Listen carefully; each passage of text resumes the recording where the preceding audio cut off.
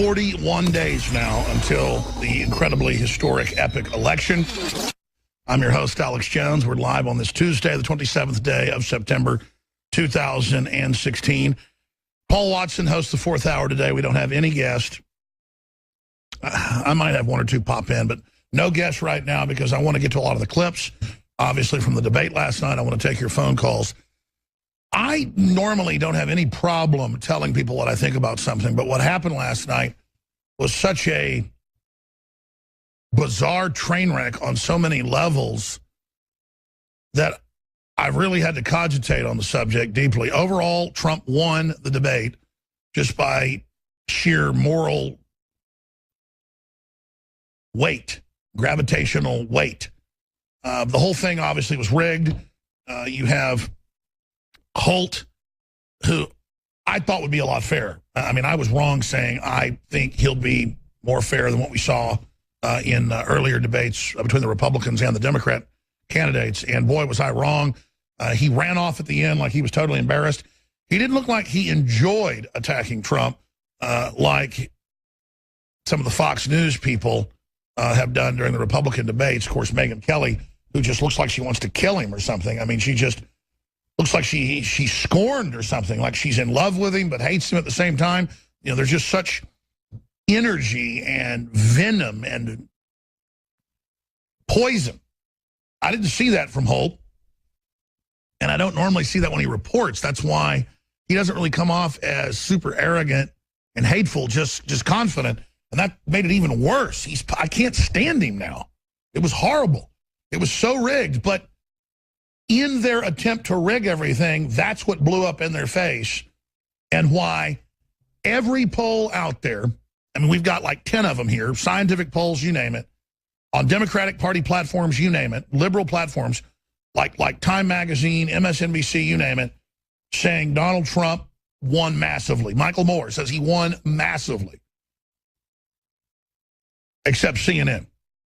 They have her winning by 60+%, when in every other poll, he was winning by 10 to 15 points. And we're talking about polls with samples of over 1 million voters on Time Magazine, 1.6 million. Drudge, massive numbers. I'll dig them out here in a moment. 80-something% for Trump. Hillary, if you remember in Democrat debates, was way behind Sanders, but it didn't matter because she just stole the election. So we got CNBC has her at 33%, Trump at 67% with 994,000 votes. Boy, we should have put out a poll last night. We were just so busy we didn't think of it. We should put a poll up ourselves. What do you think? Who do you think won the debate? And then have another poll asking, was it a fair debate? Was it tipped towards Trump, or was it tipped towards Hillary? And of course, we'll see what the listeners and folks have to say about that. But I would imagine if you polled Democrats, they would have to admit, in fact, I see a lot of them in the press going, yeah, it kind of was stacked against Trump. I mean, there's got to be some level of basic fairness in people. When you're watching everything rigged against Trump, everything rigged against populism, everything always stacked against us, and we continue to win. And I think that this is really blown up in their face. I mean, I really, really have been thinking about it hard. Last night, I kind of felt like he didn't come out hard enough and was a little bit disappointed.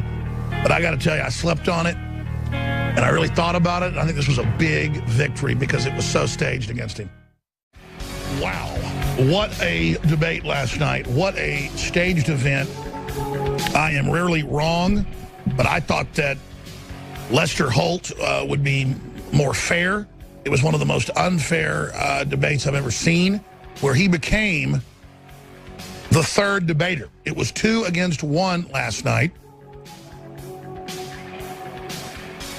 I'm really ashamed of Lester Holt. I'm really ashamed of NBC.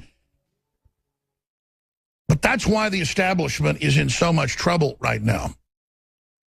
They're in all this trouble because they're rigging the system in front of everyone, and the general public is not in the dark like they were decades ago. They're aware of the rigging, and they're getting more informed about the rigging every single day. But it's so transparent. We're going to walk through in this hour the poll numbers. Across the spectrum, Trump won by 10 to 15 points. In scientific polls, in mass polls, you name it, every different type of poll, unscientific, scientific, internet, crowdsourced, you name it. When you had big samples of hundreds of thousands or millions of people, and depending on the poll we're going to go over, he was 10 to 15 to 20 in some cases, 20 points ahead. Except for one poll, CNN took phone calls,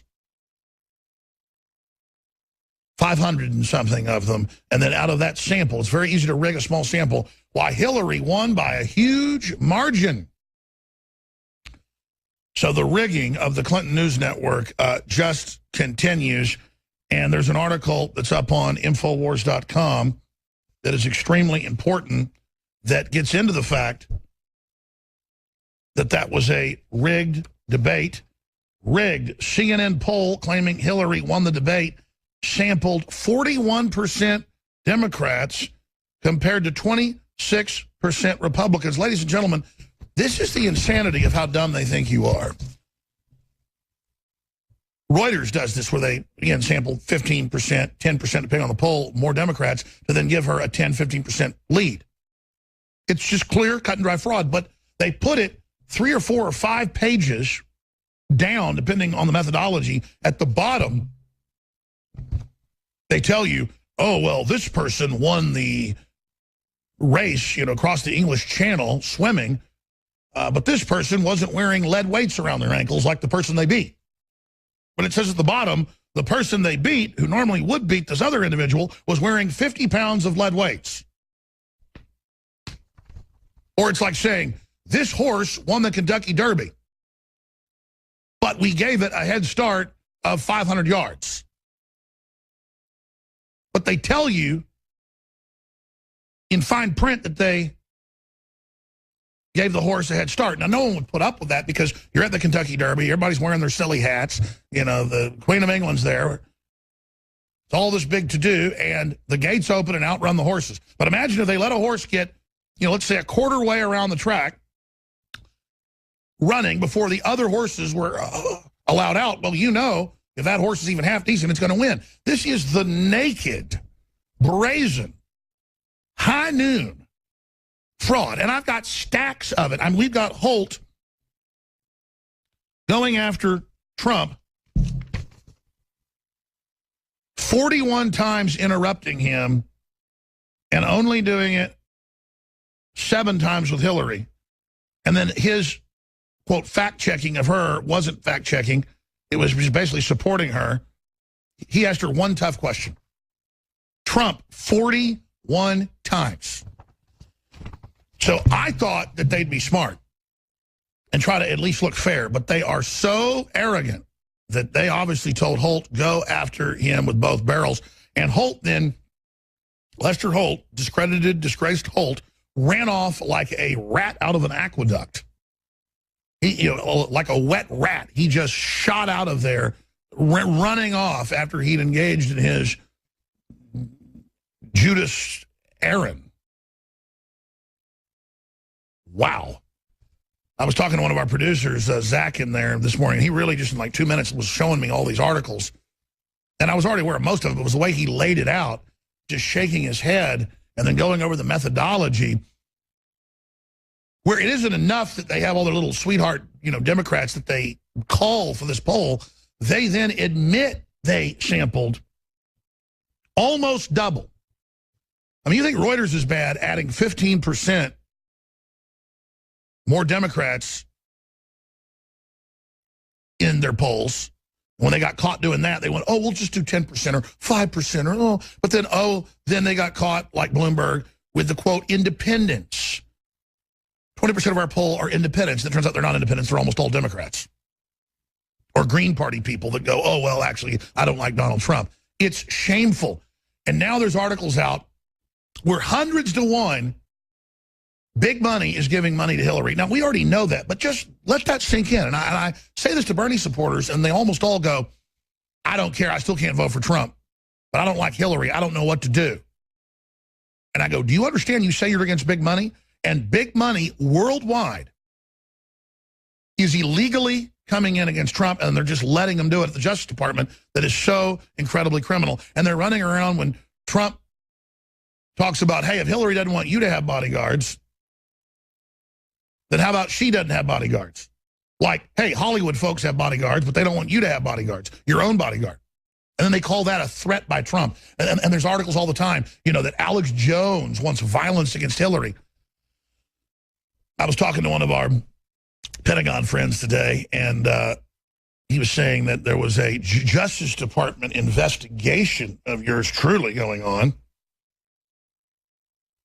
because I had a security analyst here just doing some security stuff on the building, and we got into my gun safe, just looked at some of them, had some fun, talked about going out shooting, didn't have time. And one of the folks in here, about a third of the tweets are mine, the rest of the crew sending out news alerts and things. I said, yeah, you know, show us, you know, getting these rifles out, quote, for our security. And Hillary'd come out and called me dark heart and all this. So I don't think Hillary would actually come after me, but her minions could. Some crazy person, one of her followers. So we made the joke, yeah, after Hillary, you know, basically put out this threat, we've had to up our security. A whole investigation. I'm very honored about what we're doing over here, and are we setting up a paramilitary base? And I'd already heard this months ago before I put that tweet out, or before the crew did. This is the woman that invades Libya. She came, she saw, he died. They've killed hundreds of thousands of Christians in Syria. They're involved in all these crimes, and then they want to project that Donald Trump wants violence, or that Rush Limbaugh was behind the Oklahoma City bombing. Remember that within 25 minutes of it happening? Talk radio was to blame. The alt-right, we're violent, we want violence. And that's what Paul Watson keeps predicting, and he's so smart. He believes they're going to stage a false flag against Hillary or her supporters, or a mass killing that is then blamed on the Liberty Movement. And I think clearly they can even try to set us up. I think they're looking at who they want to set up. They're looking at who they want to connect it to, and we're way out ahead of that. And so let me explain what our weapons are. Our weapons are cameras and keyboards and search engines and research and our guests and our listeners and our will to be free Americans and to try to restore this republic and make it great again. We're the ones trying to stop George Soros starting a civil war. We're the ones trying to stop foreign funding and Ford Foundation funding and the hundreds of millions every few months, this is mainstream news, to foment race war and to start a civil war against local governments meant to wipe out the police, basically. That's who runs the Justice Department. The ideological godmother of Black Lives Matter is in Cuba for killing a police officer. This is what Loretta Lynch, these people are all into. They're a bunch of paranoid, crazy leftists that probably actually think we're here building an army, when they're the ones building the armies and have people out saying kill cops, and then the cops are getting killed, and then the cops are scared to go into the neighborhoods, so the crime rate's basically doubled in many black cities in just 2 years. Chicago's more than doubled the violent crime. I mean, it's hell on earth. You people are killing yourselves. The globalists are killing their own Democrat cities. It's so sad. And then they want to project that we're here, a major media operation with all of Hillary's crazy followers and the Mexican mafia threatening Trump and threatening everybody else for that matter. And we say, oh, yeah, we're up on our security. And then they turn that into an entire spin machine. That's just what I'm getting at here is they sit there with a straight face. We played this last week and asked the vice presidential candidate for the Republicans, the nominee, Mr. Pence, Governor Pence, is Donald Trump calling for violence, or are you planning violence? He's like, what? We're obviously saying she has taxpayer paid for bodyguards. She shouldn't take the American people's guns. And she said last night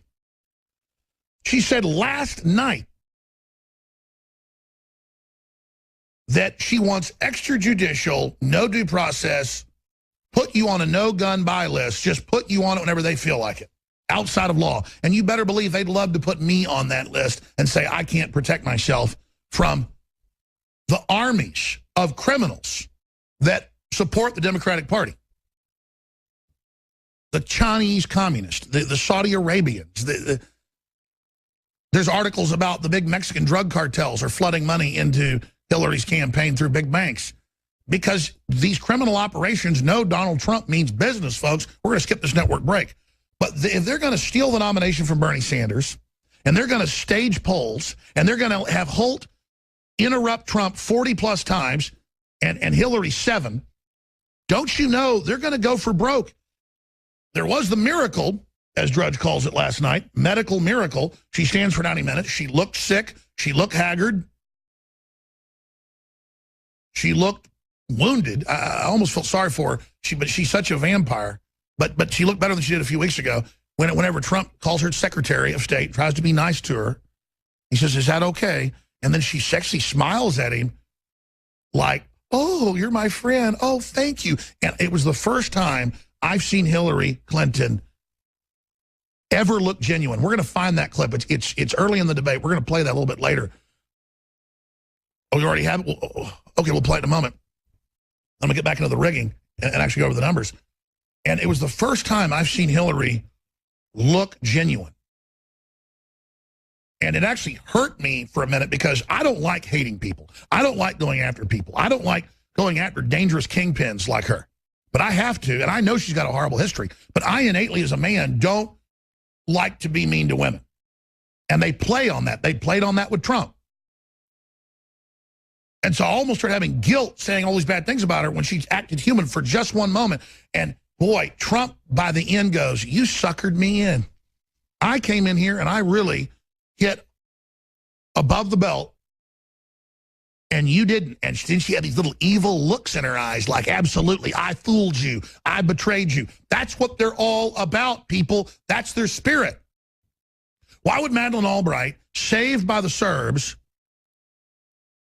in World War II, when she was a teenager, go out of her way repeatedly to bomb Belgrade and attack the Serbs and bring Muslims in and frame them and set them up and have the media demonize them when the Serbs, folks, were clearly the good guys overall? They didn't start the wars. It was their area historically. They did some atrocities, but the UN admitted double the atrocities by the Muslims.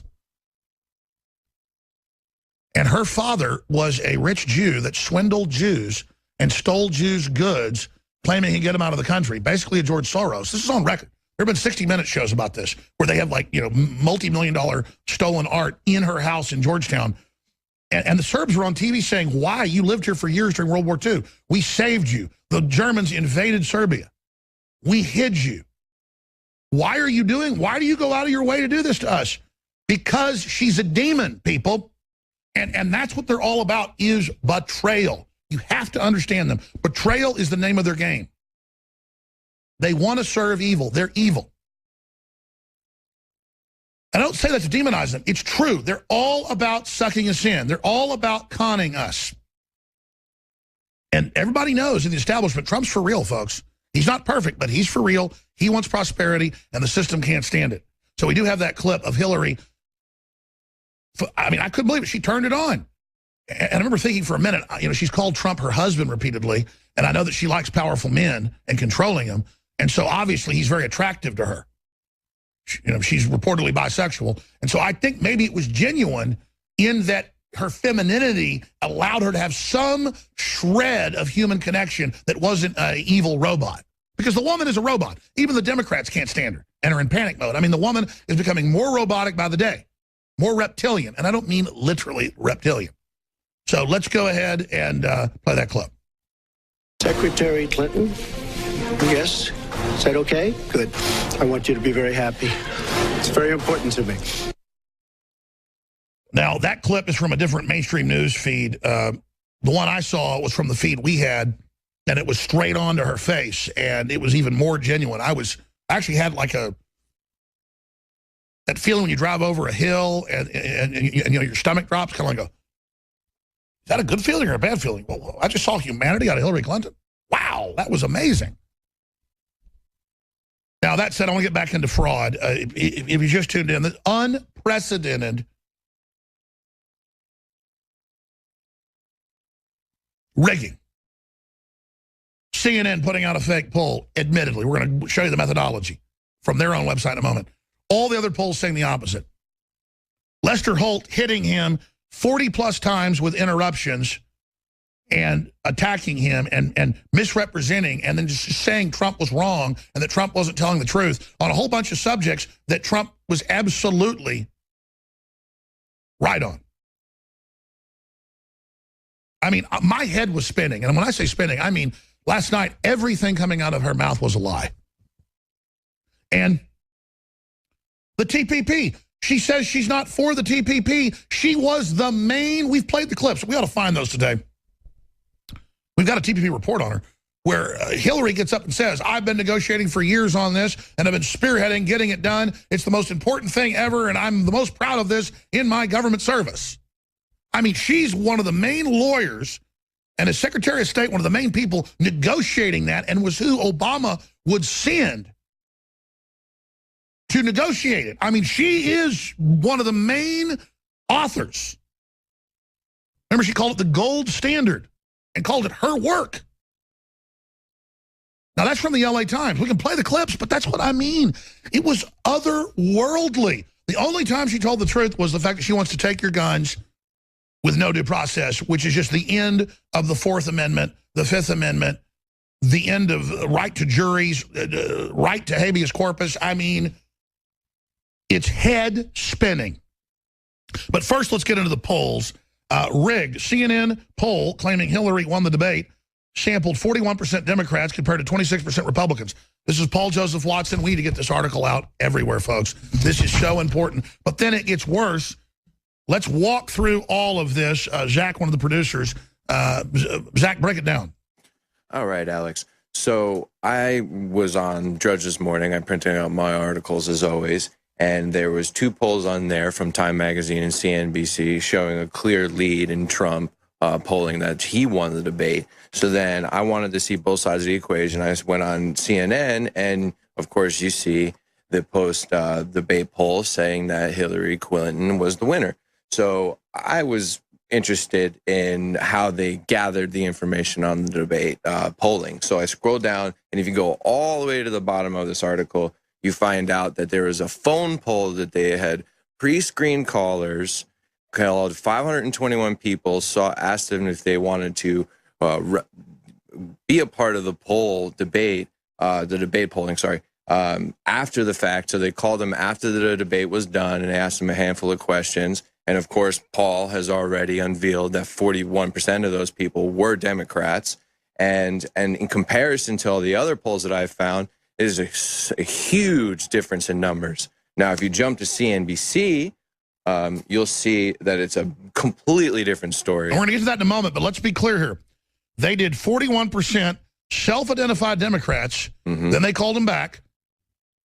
Okay, so they call into the debate. They call them back to hand-rig this thing with their little Democrat interns, and they're literally running the show. CNN getting their daily talking points from Hillary. That's come out in the emails. 41% were Democrats, 26% Republicans. That is almost double more Democrats than it is Republicans. That is sensationally naked. That is in your face. Now let's look at the other polls that didn't have 500, but that had over 1 million. Let's go to those. Okay. So first we have the CNBC. If you see here, you scroll down a little bit, you see it's a 33% in favor of Hillary, and it's 325,000 votes. And then you see Donald Trump is pushing 67 at 669,000 votes. Fox and remember, News, Republicans are statistically supposedly older, less tech savvy, but the more tech savvy you are now, and big countries that and companies that aggregate numbers are freaking out, Google and others, and saying no, and so is Facebook. That's why they're putting everything behind Hillary right now. They know she's really way behind. And another thing that I wanted to point out too, I read a Wired article a long time ago about they were a small-time company that's doing analytics called Civis, and they did a poll on just phone calls in general, and they said that in the fractions of people are responding to these phone polls, which is why it's even more unbelievable to me to see CNN pushing this as this is the narrative. They absolutely handpick it. They absolutely already have these vetted pools they go to. Let's show some of the other polls that you mentioned then. Let's. You were getting to another one. Yes, Fox News. They don't show their numbers, but they show the 50% lead, of course, to favor Trump as well. If you scroll down, you see you could vote. It's 50% Donald Trump, 34% for Hillary. And it's the same thing when you go to basically every other major polling area. And Time Magazine, once again, was another one. That's if you see them. 1.69 million voting, and we'll show those numbers. He, again, has a huge lead there. Let's scroll down to that and show the TV viewers. 55% Donald Trump, 45% Hillary. So all the big polls show the same thing, which is why you know it's accurate, but not CNN because they're living in la-la land. Thank you, Zach. We'll be back with more. All right. I want to get to some of the debate clips themselves here in a moment. I also want to open the phones up. See, you can call in with your take on this, and I want to be specific. If you disagree with me about the debate, you will go to the head of the line. That's a rule I have, that if you disagree, I will do my best to get to you first. Now, I kind of have an old rule that if somebody's calling from really far away in the world, I'll try to go to that caller, even ahead of somebody that disagrees. But I'd like to really hear from Bernie Sanders supporters that have been calling in. One of them called in yesterday. She was a nice lady, and she said, well, you know, we were Bernie Sanders supporters, but we can't support Trump or Hillary. We're really concerned. And I was like, lady, all the big money is against Trump, all the big globalists. Do you understand that? And she just didn't even listen to me. And everybody I talked to that says that they basically try to talk to these Sanders supporters, they get the same brick wall where you're talking common sense to them, but they just can't hear it because they're stuck on Donald Trump's a racist, and I can't vote for a racist because their whole identity is about they're good and they're not racist. That's their possession, is being obsessed with race, which is the essence of being a racist. What's taught in this culture is the opposite of what Martin Luther King said. And a lot of right-wingers didn't like Martin Luther King, so I get criticism. That guy was a communist and all this other stuff. Yeah, he did speak at events that were communist-affiliated. He was also a registered Republican. I mean, give me a break. It's like saying I've been on Russian TV, I work for the Russians. But then you've got the left now that's totally abandoned Martin Luther King, which Martin Luther King, I've read his writings, I've watched his speeches, not just the I Have a Dream stuff. He was a really focused, well-spoken, common sense, smart person that was promoting unity, which is the opposite of what the Democratic Party promotes. And she basically said in one of her clips we've got that everyone is implicitly racist. And I've got to say that a whole new generation of people were not being brought up like that. But that's all been hijacked now by the multicultural Marxist, and they are using race to control people just like the KKK did in the South, and it is shameful. I mean, I am really ashamed of Democrats and how far they've sunk. I've been a big critic of Republicans. Everybody knows that. This is a repudiation of the Republican establishment. They're freaking out. The foreign banks are freaking out. The big Democrat machine is freaking out. This is so obviously nationalism, sovereignty coming back, and they have conditioned people that having sovereignty and having fair trade deals is racist, and that Donald Trump wants to screw brown people over because he wants to get more jobs in America. It is the death of logic, the death of common sense. So I've got a cornucopia of clips that I'm going to be getting to here, trying to find my video list.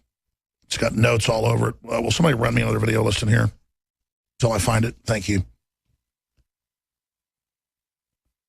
Yeah, we're going to get to the Clinton implicitly racist clip. Then we're going to play a bunch of other clips dealing with Trump saying, you know, why he's glad that he didn't basically go below the belt, but Hillary did. And I want to give you my take on what really happened at the debate, but also take your phone calls. The toll-free number to join us is 800-259-9231, 800-259-9231. Long-time callers, first-time callers, you agree, you disagree, 800-259-9231. We'll also go more into the open fraud that we witnessed last night.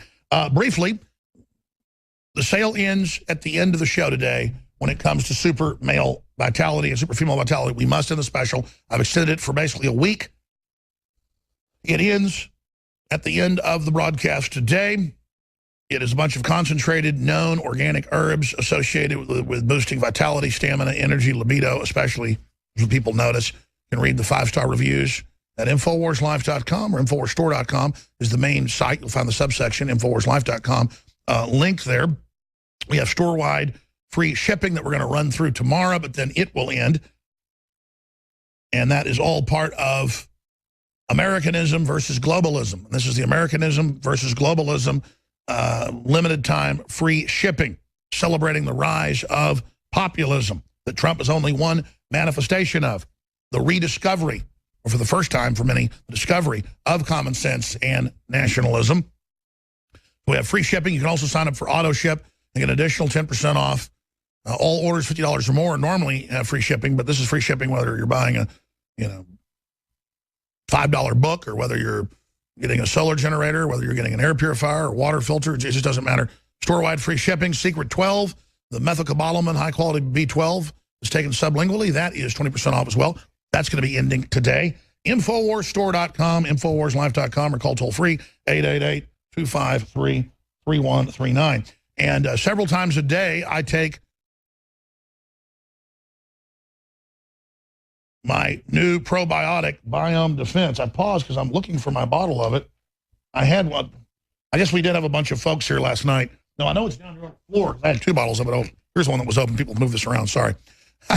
Teleprompter free, folks, because I was going to take some time out to take this.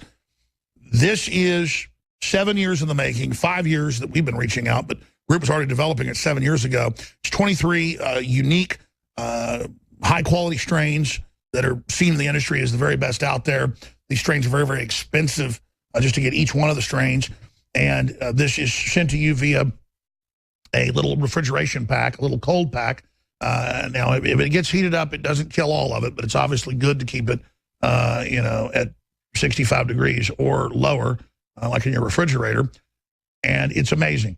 High-powered InfoWars probiotics have arrived. 50 billion live active cultures, 23 probiotic strains, and it is produced, obviously, in a refrigerated top lab here in the U.S., and then it is shipped to us in a refrigeration truck. And we have a big refrigeration room that we put in that now houses this Biome Defense probiotic. We're very, very proud of it.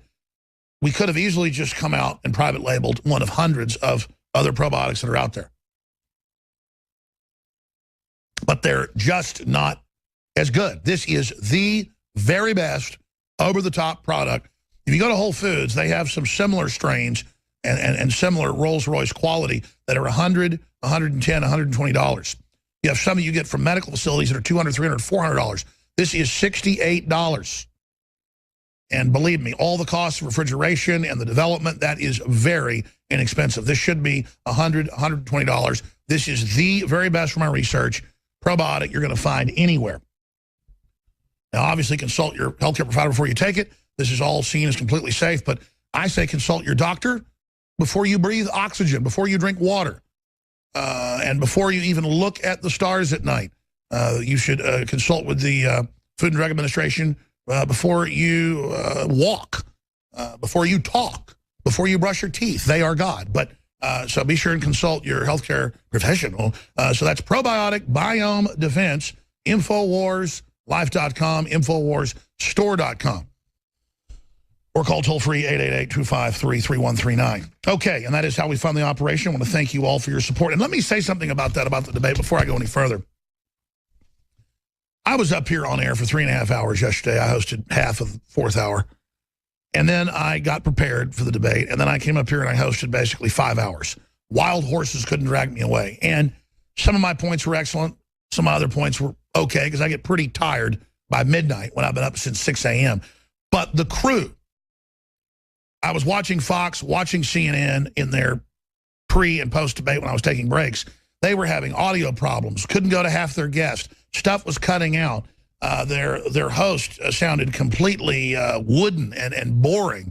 And you could tell they were all following talking points.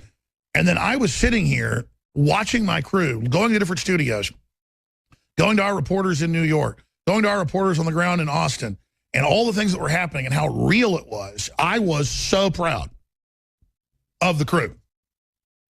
I am so proud of the producers, the researchers, the camera people. Everyone here is truly amazing, and it brought me to tears last night. I mean, not like sobbing, but like tears when you see a beautiful sunset, or tears when your wife has a new baby. I mean, just the fact that InfoWars really is special, and that's why I can't stand it when people call in and thank me for what I've done, because I'm kind of the crazy 800-pound gorilla here, hopping up and down to get people out of their mind-numb stupor.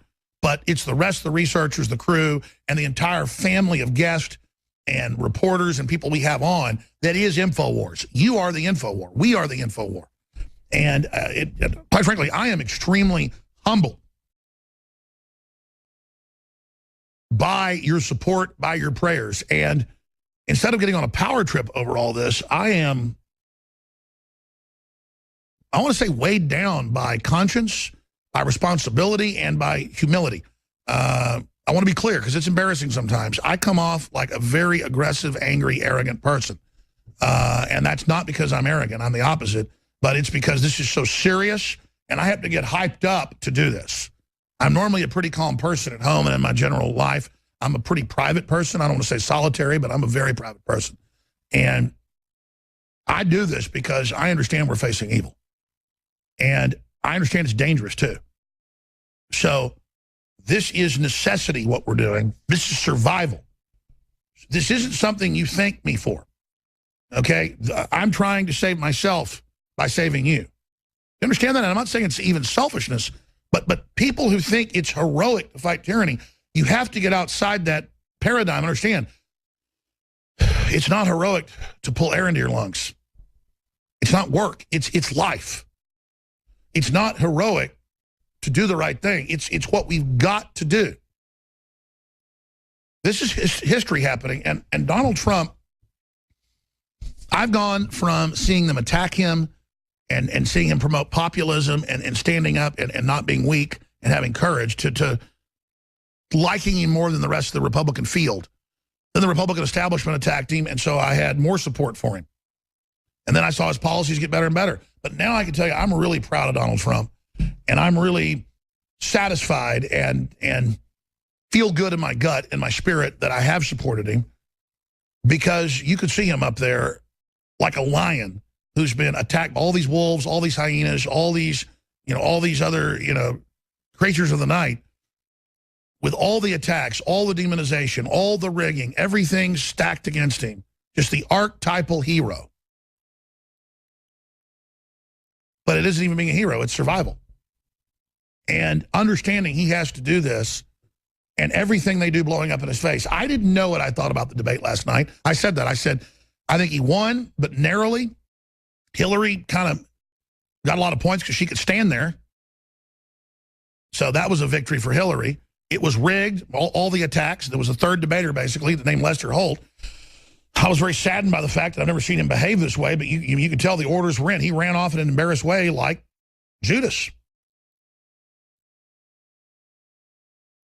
But I tell you, by the fact that he did take the high road, I think he did overall have the victory, and the polls across the country show that. But this gets so sophisticated, and it's how I started the debate last night, and 45 minutes before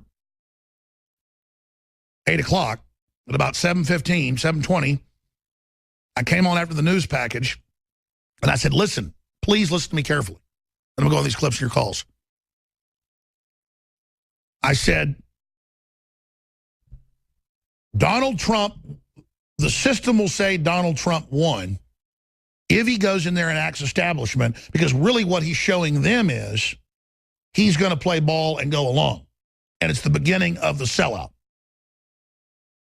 If he goes in there and is focused, not hateful, but aggressive, and really nails her to the wall, that will be the big victory against the media trying to bully Trump into submitting and doing what they want. And then they're going to say he won if he goes in and plays along with it. But Donald Trump did something really, really special last night. He transcended all of that. They bullied him. They rigged it. They attacked. They twisted. And he still hit her with some hard points, but did it in a very measured way. And so it blew up in their face. And so many Democrats I know, and so many people that were on the fence, and the polls show it, are now going to Trump because they saw how rigged it was. And at their base humanity, seeing someone in the arena surrounded 100 to 1 with the foreign governments and the big banks and the billionaires and the media and all those vampires hating him because he's alive, he has a soul. All the sellouts wanting to bring him down, wanting to destroy him because they know they failed, because he represents the human spirit that refuses to submit to tyranny. And so Donald Trump is our champion now. And he's inexorably tied to the fate of this republic, just as all of us are, but to a greater extent. And so he won the debate big time last night. I've really pulled back. I've looked at it. I've thought about it. But he has to go into the next one and just say, look, I'm just here to tell the truth. I'm not going to play games. They rigged the last debate. I got interrupted 40 times. This better not be rigged. Just get that out up front. Not being a sore loser. He's pointing out that he won, even though it was rigged. Don't try it. The American people saw it. Reach out to the American people. The people of the world say, we all saw what happened. Don't try it now at Fox at the next debate and just roll over these people. That's what's got to be done. But Trump won the debate. He won it big time. Now, let's go to a clip of Hillary invoking race, and then I want to go to a clip of Trump saying he's glad that he took the high road. But here's Hillary invoking race. And we ought to do it in a bipartisan way. Secretary Clinton, last week you said we've got to do everything possible to improve policing, to go right at implicit bias. Do you believe that police are implicitly biased against black people? Lester, I think implicit bias is a problem for everyone, not just police.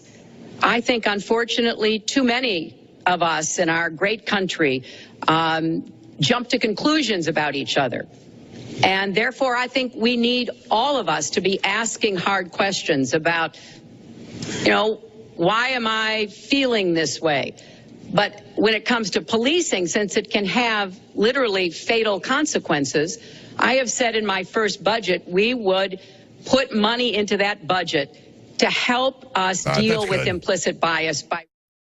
Yeah, but what about implicit bias in people that have other skin colors as well? I mean, we're all humans. We have brains that are basically the same. Person to person, they vary. That, I mean, you can have totally racist black people or Hispanics or whatever. Again, it's this idea that white people and cops are inherently after black folks, and in some cases that's true, but not across the board. And then statistically, we know that it's very rare for black people to be killed by the police, statistically. The media takes every case and hypes it up like a great white shark attack. Okay, but it's not reality-based. It's InfoWars Live. Host Alex Jones. Paul Watson's hosting the 4th hour, nightly news tonight, 7 o'clock Central. All right, John disagrees in California. I'm going to go to him first. Then Scott in the Netherlands, because he's calling from overseas. And then James, Garrett, Steve, and many others. But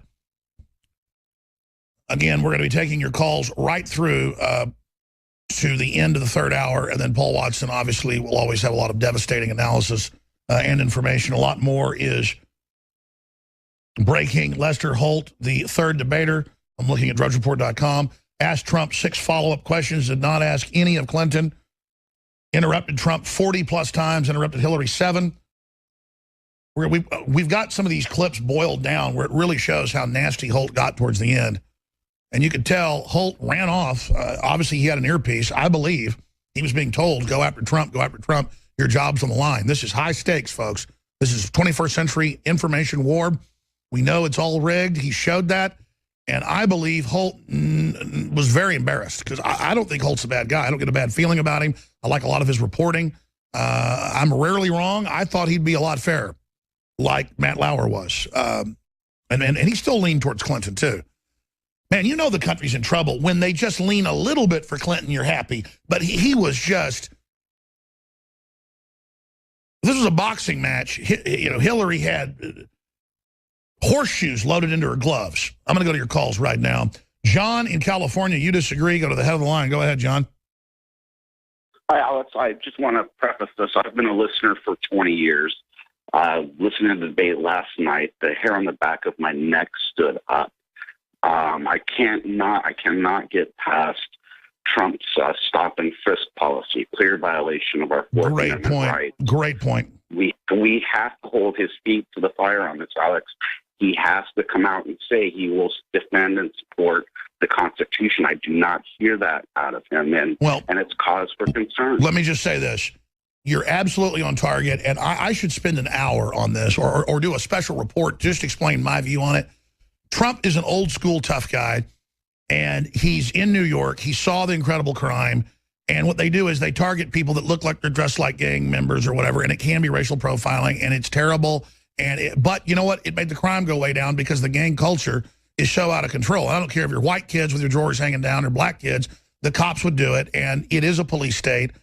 But then when the globalists come in and destabilize the country and things are falling apart, what do you do? Just let people run around killing everybody like in Chicago? So when you're in a martial law situation, they've brought Chicago into a collapse. So then at some point, it's going to go under martial law. I'm not for that. Just like they bring the radical Muslims in, and it causes Europe to be destabilized, then they bring in a civil emergency. I said it would happen. I don't want the martial law, but what are they supposed to do? So again, it's a very complex issue. It's like Trump on torture. He goes, we're doing it. It's already going on. Yeah, we're going to torture ISIS. They're bad guys. There's a disconnect. But Trump sees himself as good. So he thinks, I'm only going to torture ISIS that murder Christians. Well, you can't do that. So, but see, he believes it from the place he's coming. I get the logic. So he's being honest. It's almost a plus, even though I don't support it. But do you see the nuance of what I'm saying? Alex, I do, but it's a slippery slope. I agree. Listen, I agree. What outweighs it 50-1 is the true evil elite that put cancer viruses in vaccines, that are changing the human genetic code, that are mutilating the planet, that are spraying aluminum dioxide in the sky. They hate this guy.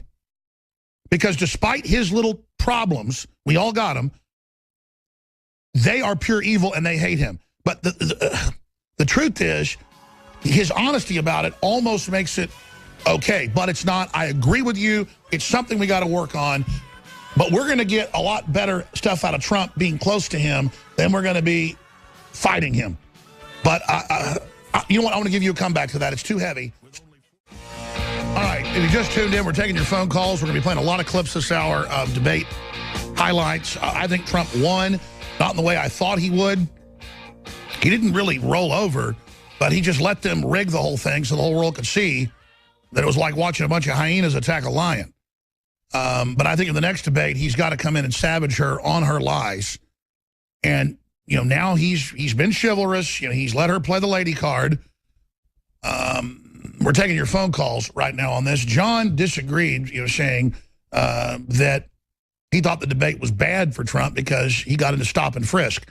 And this is Hillary with overthrowing countries, murdering Christians en masse, you know, NSA spying, all this Bill of Rights trampling. And then he's there saying, hey, stop and frisk lowered crime by unbelievable amounts. I mean, we're talking like 90-something%. But hundreds of thousands of people, more than half of them being black. You're walking down the street and the cops just pull over and frisk you, sometimes on a weekly basis. I would get pissed off. I'd say to the cops, do I look like an all points bulletin? Do I hold on, officer, do I look like somebody? Because if you're saying you're looking for somebody who looks like me, here's my ID. But if you're just randomly, hey, we're just going to search everybody on the street, that is not America. But then the community jump up and down and say we had, 5 kids shot this week in this one neighborhood. And that's because of the gangbanger culture. But the caller is right. It's a slippery slope. And then I'm going to go to Scott in the Netherlands and others. But, John, you want to respond to what I said earlier? I do, and I partially agree, but we cannot afford to give up any more liberty for security. I totally agree with you. Given us the Patriot Act, the NDAA. We've got to draw the line, and we've got to get Trump to come out and state this, that he will support and defend our constitutional rights. You're right.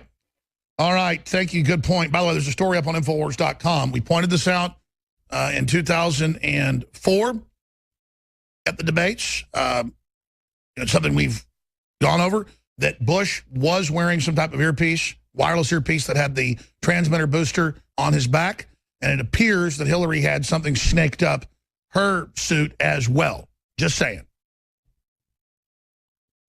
And she does need help now when people tell her stuff in her ear routinely. We have video of it. So she definitely becomes uncognizant at certain points and goes in and out of consciousness. Scott in the Netherlands, thank you for calling. What did you think about the debate? Good morning, or good afternoon, Alex. My girlfriend and I, we got up 2 o'clock in the morning to watch your show and watch the debates. And my girlfriend, I mean, she's Dutch and she's not really into the politics, but she thought it was pretty balanced as far as them playing off each other. I think both of us were in the same scenario as many of the other listeners are. We were all kind of half betting to see if she was going to be able to stand up for the entire hour and a half debate. So, I mean, I think a lot of us had, side bets going, is she going to pass out, yes or no? And I think that was one of the reasons maybe that he was going easy on her just in case something like that was going to happen. Well, I was just disappointed that there were so many the easy points that he could fire back at her rhetoric. And what I'm really hoping, because you say that sometimes you have like the inside baseball that maybe between Roger Stone and even if it's David Knight or yourself, that you could actually take the time to help coach him. Because I know I haven't talked to Donald. I've talked to Donald Trump one time on air and talked to him some other times, and I'm just going to leave it at that. But I mean, it's look, I mean, I think Donald Trump's as smart as I am or smarter. I'm certainly, when you're the man in the arena, it's really hard. I mean, look, he does read people's tweets. He does pick up what's on the show. His sons, I know, tune in and retweet a lot of our stuff. I mean, what would you like to say to Donald Trump? When we come back, Scott in the Netherlands, stay there. What your message to Donald Trump, what you think. And again, I'm taking calls that disagree up front, so it's not just a cheering section here. We'll go to James and Garrett and Ken and Steve and Kent and everybody else straight ahead, 800-259-9231. Stay there, Scott. We are 41 days out from the November historic election. September 2016 is long in its tooth. Hard to believe we're about to go into 2017. When the British Ministry of Defense in 2007 and the Defense Department in 2007 as well predicting that by the end of 2016 we would enter a global financial meltdown peaking in 2024. And we are in an engineered economy. They're bringing in global government. Obama last week at the UN called for us to waive sovereignty and enter a, quote, liberal new world order. Liberal world order. The term world order or new world order was first introduced in 1937 on the world stage by Adolf Hitler.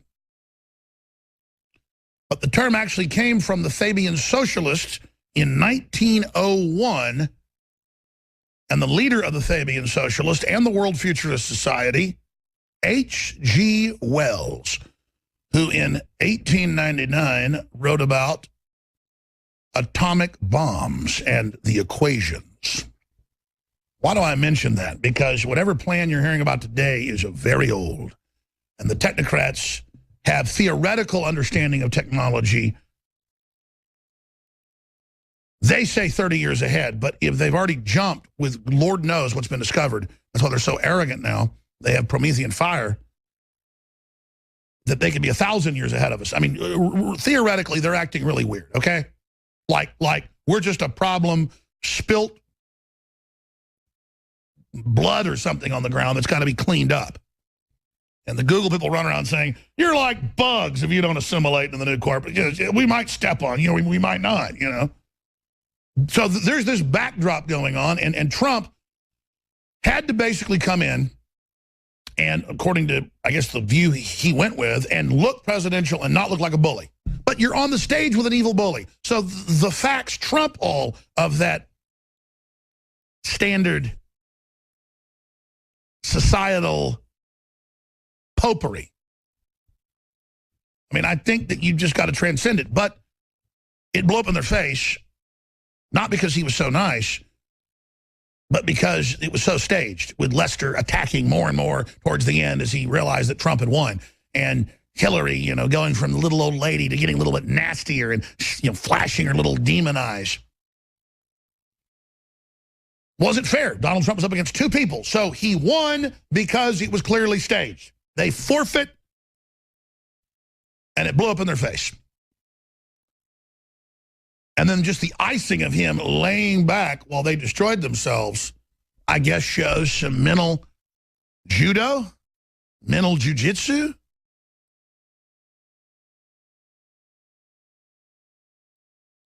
That you have to admire the depth of the great orange toad. Now, that said, I want to go back to Scott in the Netherlands, who was saying that, you know, he was disappointed that we're going to hurry through a bunch of calls here. Again, we're taking calls that disagree up front. I think Trump won the debate, not in the way I thought he would, but I really thought about it. What is your message to Donald Trump, Scott?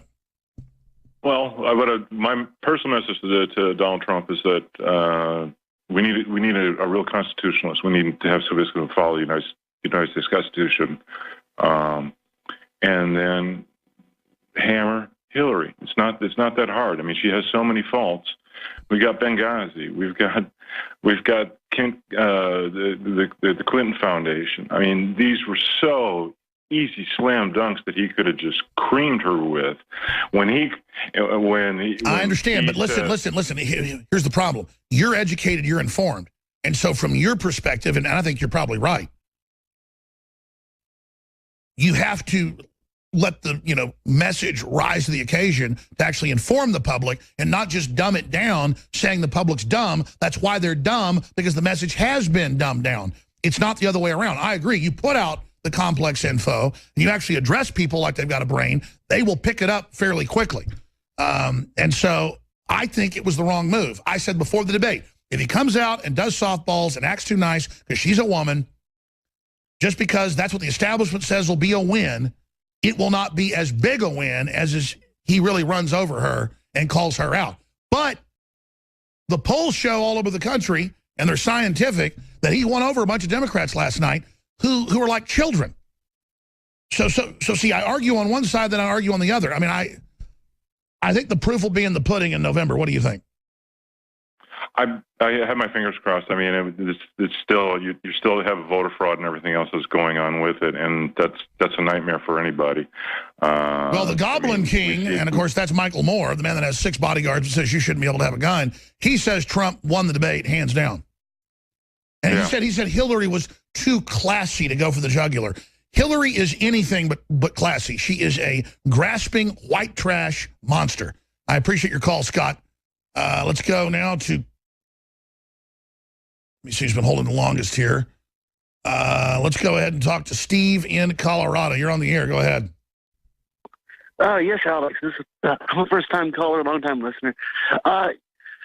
I was watching the debates last night, and I was watching. It was around the end of the debate when Trump was walking off the stage. He didn't look like he was happy. Like, he looked like he was kind of sort of distraught a little bit.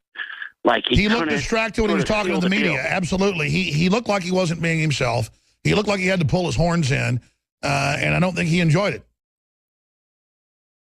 Well, no, not at all. I think he really did want to go after Hillary really big time, but his advisors must have told him not to. But he should have just went after her. So now it sort of looks like Hillary has the stronger lead, even though she's a liar. But it kind of looked like Hillary was stronger last night. I agree. I mean, he's been surging in all the polls. He's continued to surge after this. Time will tell. And again, we have to look at each poll and see if they're scientific. But overall, it appears it was a victory, but not a stunning victory. Not a devastating. The powder keg in the magazine of the ship blows up and it goes 1,000 yards in the air. Not spectacular, but more of a ship listing on its side, slowly going beneath the waves. But we've got fires on our own ship, Steve. Anything else? Well, I just want Donald Trump to go ahead and make America great again. I think he really can do this with the support of the American people. And we need to get that out there that Hillary Clinton is nothing but a fraud. So we need to get that out there. All right, my friend, thank you so much. Let's go ahead now and take another call. Let's talk to Garrett in Texas. You're on the air. Hey, Alex. I've been listening for several years. I'm 16. And you know what? I think that Trump won the debate. I think that he was definitely a whole lot stronger than Hillary was, but at the same time, I agree with them on the fact that he throughout his entire campaign, I noticed that he never really seemed as constitutional as, like, for example, someone like Rand Paul, who I supported before. But he definitely he's definitely a supporter of the First and Second Amendment. But well, here's why the elites are going after him. He wants to get the foreign bank that runs our country, the Federal Reserve, out of here. He wants to reform that and change that. He wants to end the bad trade deals. We've been captured by foreign globalists. He does support private property. He does support the Second Amendment. And then he's saying if you're a globalist or an outsider, you're not an American, you don't get those rights. That's really what Trump's saying. Or he's saying, and it's one of the only elitist things he does, if you're in a bad neighborhood and there's a bunch of crime, we're just going to knock some heads and clean things up. And again, the honesty's good, but the way it's being done will be twisted and used against us. So in the negative column, he's got some problems. The positive column is 10 times better. So that's where I stand. Of course. Yes, you know what, if he's in there, and you know what, if this election is fair, he will be, because these people are saying that Hillary's ahead. Trump has more votes than any Republican in history. That's right. Well, I have all the polls here. I mean, look at the interest. You know, they're saying as big as the Super Bowl last night, as the early numbers come in. Looks like it's going to be the biggest thing ever. People are super interested. They're upset. He's populist. He's outside the normal political ring. The power structure is panicking for a reason. He is coming after him. He wants to act like a president. The perfect constitutionalist, no. But an American for America who isn't out to get us, and who also doesn't want to start random evil wars. You know, I mean, he's really good on a lot of fronts, and he's bad on a couple. Look at Hillary. We know what we've got over there is much worse. And it's not a lesser of two evils. She's a globalist. She is a hijacker. When I say they're collaborators, when I say we've been taken over by foreign power, that's what the New World Order is a global corporate takeover of nation states, the family, and everything else. I appreciate your call, Garrett. We've got Kent in Oregon just popped up. He disagrees. I'll go to him first, and then I will go to Sean, who's a Democrat, says he's voting for Trump. Wants to talk about Lester Holt. We've got James in South Carolina, wants to talk about the debates. John in Wyoming says no mention of Benghazi. Yeah, that's a big problem, and we better hear about Benghazi in the next debate. We better hear about that when she's bringing up, you know, all the, you know, terrible things and how Trump didn't want to take over our military, and how he's greedy, and, you know, how he's mean to a guy in the audience who was an architect who didn't get paid what he originally wanted to, and all this other bull. I would have said, you're telling me about some architect and a fight over the bill when you're the lady that ordered the stand down at Benghazi and said, what difference does it make? You got a lot of nerve, lady. He just sat there and let her stab him and stab him and stab him and stab him. But I guess it blew up in their face because everybody saw how rigged it was. I don't know. It's very complex. When I say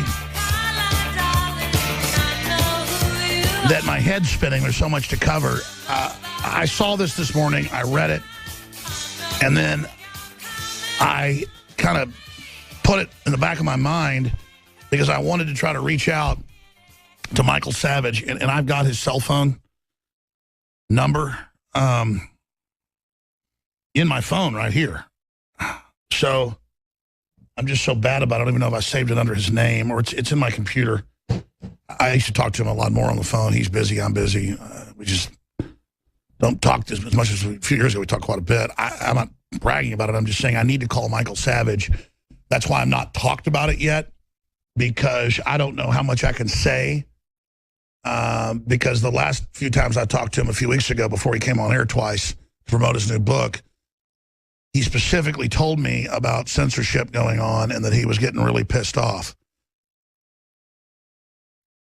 And obviously, he didn't say that's off record, but any conversation I have with Savage, I mean, I've had like hour-long conversations with him before, is off record. And so this just hit me. They were asking me, hey, why aren't you covering this? And I'm like, covering what? Oh, yeah, the Michael Savage thing. It just becomes so surreal. Like, oh, you're under investigation by the Justice Department to see if we're going to come after Hillary. It's like It's surreal.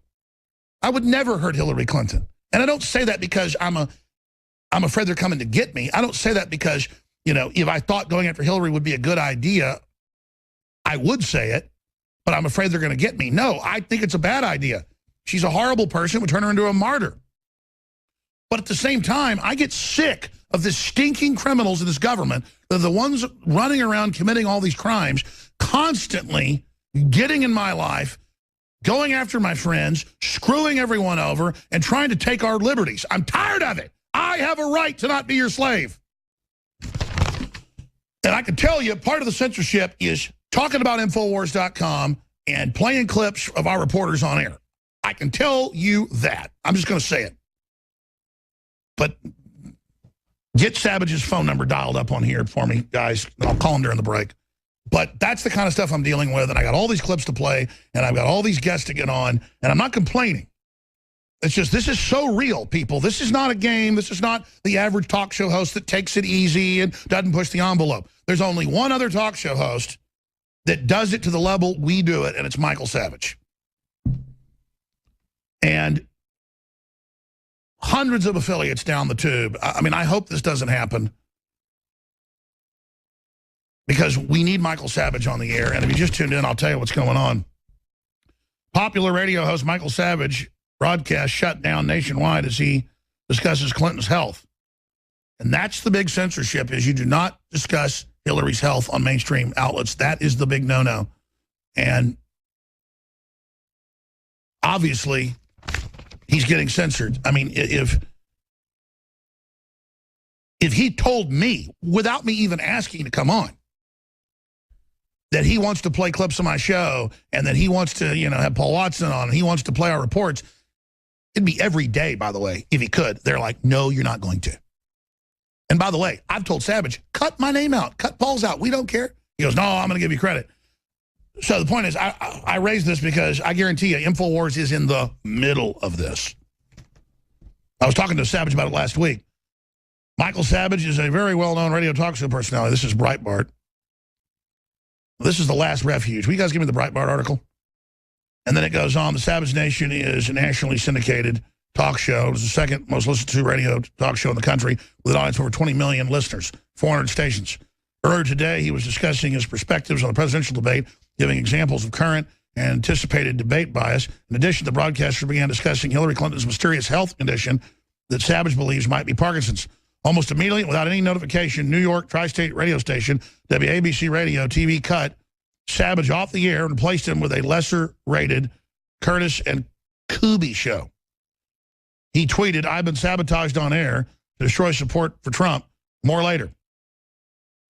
And then now reportedly, shortly thereafter, Savage disavowed, discovered the issue and began discussing what was going on in and around the New York broadcast area.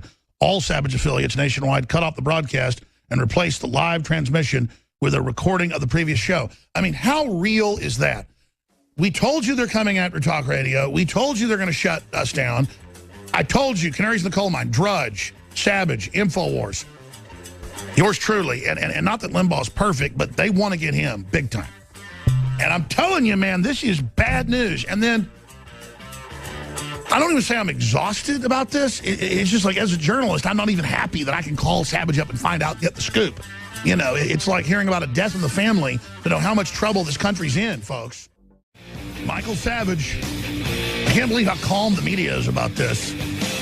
Pulled off the airwaves live on WABC, biggest station in the country, hands down. Top-rated show. #2 show in the country. Probably bigger than Limbaugh. But it doesn't matter.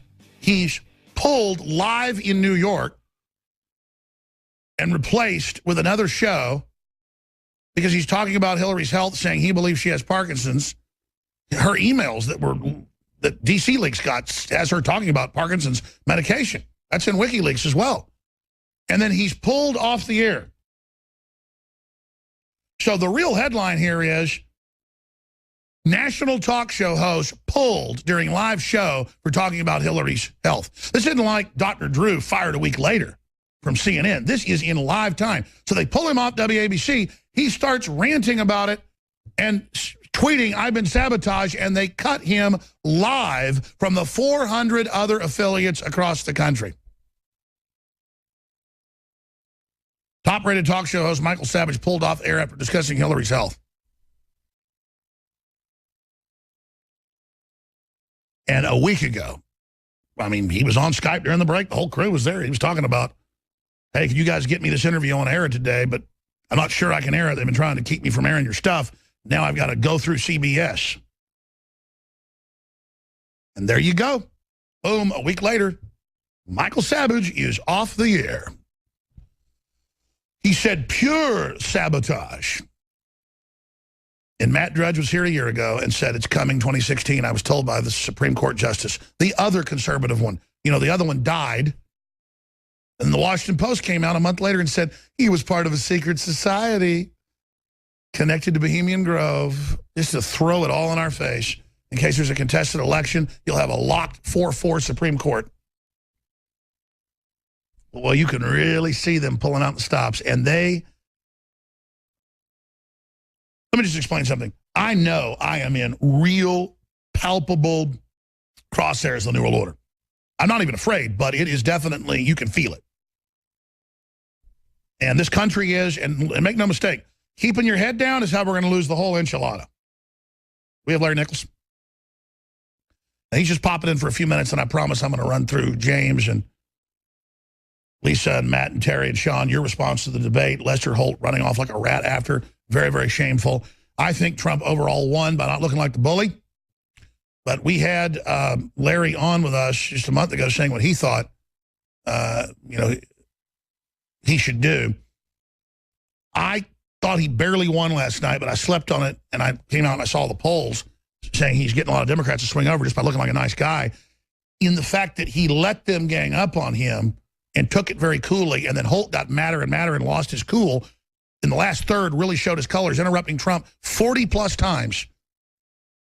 Never asking counter questions, not once to Hillary, 40-plus times, and then only, quote, fact-checked her 7. Amazing. Amazing. So you total that up together, that's almost 50 times he went after Trump for 7 on Hillary, and only one of those, no, it was 6, only one of those 6 times was it a real question. My head, again, was swimming, more than spinning. I mean, last night when I was covering it live, trying to only give brief analysis, it was just all lies. It was incredible. So we're going to be breaking all that down. I haven't even gotten all the clips yet. It's going to be a jam-packed third hour, obviously, but the clips are up on Infowars.com. Hillary, the one time she told the truth, said, "I'm coming after your guns. No more due process. Extrajudicial. We'll just put you on a list and take your guns. Just as we feel like you're a threat." Because the Justice Department just says so. Kind of like Michael Savage and thousands of others now are banned from flying to England because they were just put on a list. And now the new mayor says he wants to establish Sharia law, wants to censor free speech, and has set up a speech czar this week in London who will arrest people that criticize Islam. Boy, isn't that great in the birthplace of Magna Carta and codified free speech. Before we go any further, we have free shipping that is going to end tomorrow. I mean, it's going to end tonight. I don't know. I might extend that because I'm cut off the Supermel Vitality. Officially ended yesterday, but it's still in the shopping cart. 20% off, 20% off. The methylcobalamin, super high quality vitamin B12, Secret 12. That's 20% off. Free shipping store-wide as part of the Americanism, not globalism special. And we've got a lot of other specials as well. We now have a probiotic, 7 years in the making. This was being produced, being developed and tested 2 years before I even got into nutraceuticals. This particular formula that the experts we've talked to and the scientists that developed this with Dr. Group say is the ultimate probiotic for a price half of what leading competitors are. I mean, this is a really Rolls-Royce, Bentley level, Ferrari level, 50 billion live and active cultures, 23 probiotic strains. It's amazing. And it is way, way, way less expensive than the other super high quality versions that are out there. And believe me, with probiotics, you get what you pay for, ladies and gentlemen. InfoWarsLife.com. We could have private labeled hundreds and hundreds of pretty good probiotics, but we wanted to make something ridiculously good. That's why we don't have that many products in our line, because I could go out and private label 100 different, high-quality products that are pretty darn good. But we've only private labeled of our close to 30 products now. Maybe 10 of those are private labeled, which are known, high-quality. Take Child Ease. That is another best-selling 30-plus year brand. It's basically a syrup of all these herbs and echinacea and everything else that calms your child. And it's just a private label of the top-selling brand in the country. So there's stuff that's already game-changer, amazing stuff out there. We just go private label that and then try to discount it. But most of our products we have now developed in-house with top developers, not just in concert with the group, but he also advises us. And, I mean, Child Ease is something kids should take every day. It doesn't have anything in them to actually calm them. It just gives them all the vitamins and minerals and key herbs that are associated with kids being healthy, and then they just get calm. This stuff is incredible. I give it to my children in the morning, and it's essential. Your kid gets red dye, they bounce off the walls. They drink corn syrup, they bounce off the walls. But imagine what the opposite of that does. That's Child Ease. So you can check out the 4.7-star reviews at InfoWarsLife.com, InfoWarsStore.com, or something called toll-free 888-253-3139. There's a lot of products I never talk about that are really excellent at InfoWarsLife.com. But regardless, we need the funds to continue. I don't want to risk my life, my treasure, my name, and everything to lose. I know we can win, but the stakes are so high. You can feel the energy. It's gone from intense to over the top to crazy to unprecedented to now the energy level so high, it's almost like things are dead silent. It's just, I mean, it is incredible because Trump is just a manifestation of nationalism and humanity awakening, and the globalists are panicking, and it is just an incredible time to be alive. So thank you for your prayers, your support, watching our six, our human element of patriots out there that always give us good information. I can't believe how good the information has been. Not to kiss the military and police's butts, who I've been big critics of when they do bad things, obviously, but just comparing the military and police and people even in high government areas that are patriots, compared to the general public that is pretty much brain dead in many cases, is amazing. It is patriots in the government that have been trying to stop this takeover forever. And that's why the globalists want a civil war where we have a war with the federal government. The federal government's been captured, folks. We need to identify the globalist and not have this civil war. That's why they're trying to sell a narrative that I want a civil war and I want violence. They sell it in the media. They sell it at the Southern Poverty Law Center, the ADL. They sell it behind the scenes. They try to set us up because they cannot stand the fact that we are effectively kicking their butt. And listen, I'm on GCN, a small network. It's basically a satellite provider. So I went and chose a satellite provider. So it's not, they have a little bit of affiliate relations, stuff like that, but it's very mom and pop. It's actually the third biggest network out there, 2,000 plus affiliate agreements, 1,400 affiliates. I don't have that, but that's how many affiliates GCN has, and it's literally run, out of a small facility in Minnesota. And that's because this is my show. I say what I want. I do what I want. I'm not controllable. And that's why they don't know what to do. I mean, because I'm just an American, and I didn't realize that most generals didn't actually read 500 history books like I have. I didn't realize most people hadn't read 15 books just on the Nazi secret police. And I don't mean little ones. I mean the big, giant jumbos, okay?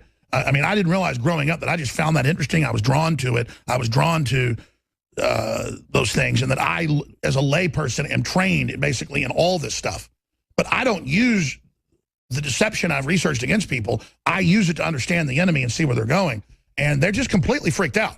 I mean, I know their methods. I know their operations. Like I was born to it. I'd up one side and down the other. I've forgotten more than the average person high level in the CIA even knows. And I'm not bragging. It's just a fact. I'm a natural. And they don't know what to do. I'm not bragging. I mean, the fact that I'm a goofball, too, it just adds the whole final touch to it. I'm real. And they don't know what to do, folks, because I'm an American. I'm a Texan. I'm a Christian. I'm a father. I'm not going to roll over. I'm not a hero. I can't get on my knees and roll over Dad. I just can't do it. You need to stop yourselves. You need to back off. You need to stop all the wars you're starting. You need to stop funding radical Islamists to kill Christians all over Africa and the Middle East. And then you smirk about it? You people are evil.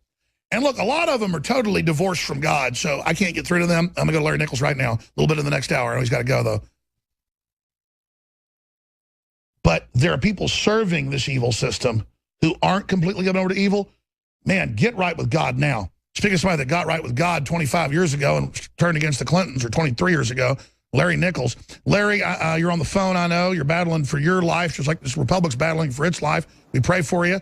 Folks can support you at nicholslive@AOL.com, at your PayPal there, as you obviously are working hard against the New World Order. Just briefly here, I wanted to get you to pop in. We'll get you back on later in the week or next week for a full hour. What do you think about the debate last night? Oh, Alex, it was kind of a nothing for what I had hoped we were going to have. But the good news is that Trump was on his game, certainly in the first 20, 30 minutes.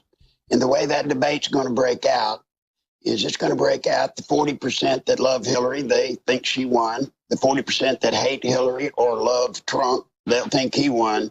The 20%, that very important 20% that don't care, they probably watched, if they watched it all, Alex, maybe 20 minutes of it till the ball game started. So then they pulled out. And that's exactly what they're saying, is that that 20% started to come over to Trump. Do you think that's accurate? You know, let me tell you, after 30 years of Hillary Clinton, this is the battle they're fighting. After 30 years, if people are not committed to Hillary, they're not going to get there. They're not going to get there. If Trump just don't step on his foot, if he just plays straight and plays smart. Now, I was disappointed last night, Alex. You know, they had asked me, I had sent them stuff that Trump could have used to draw Hillary into one of her fits of rage. But they didn't. And he should have. He should have. And by the way, he paused and said, I had a lot of stuff that I was going to bring out. That's right. Yeah. That's right. Now, the thing that was significant, Alex, was what you and I have been trying to say to everybody since day one. It'd be one thing if Donald Trump was running against Hillary Rodham Clinton. That'd be one thing. But he's running against Hillary. He's running against the mainstream media. He was running against the moderator. I mean, you talk about David and Goliath. He was up, he was. So isn't that why he probably really won, is they overdid it and showed their hand? Let me tell you, one of the TV networks did a thing where they pulled in 20, quote unquote, non-committed people. And then at the end of the debate, they asked them, now, after this debate, who would y'all vote for? And 18 of them said Hillary. Now, Alex, you and I have been around long enough. Maybe the audience hadn't. That's staged. The chances of that network pulling in 20 people that were really middle of the road, didn't care, is none.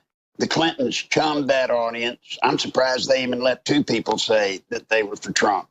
But that was all rigged. Everything you see today, folks, please, I beg you. Oh, CNN admits they sampled almost double more Democrats in their 500-person poll than they did Republicans. I mean, that's totally skewed right there. It's skewed before we get to, folks, everything you see on the mainstream is a lie.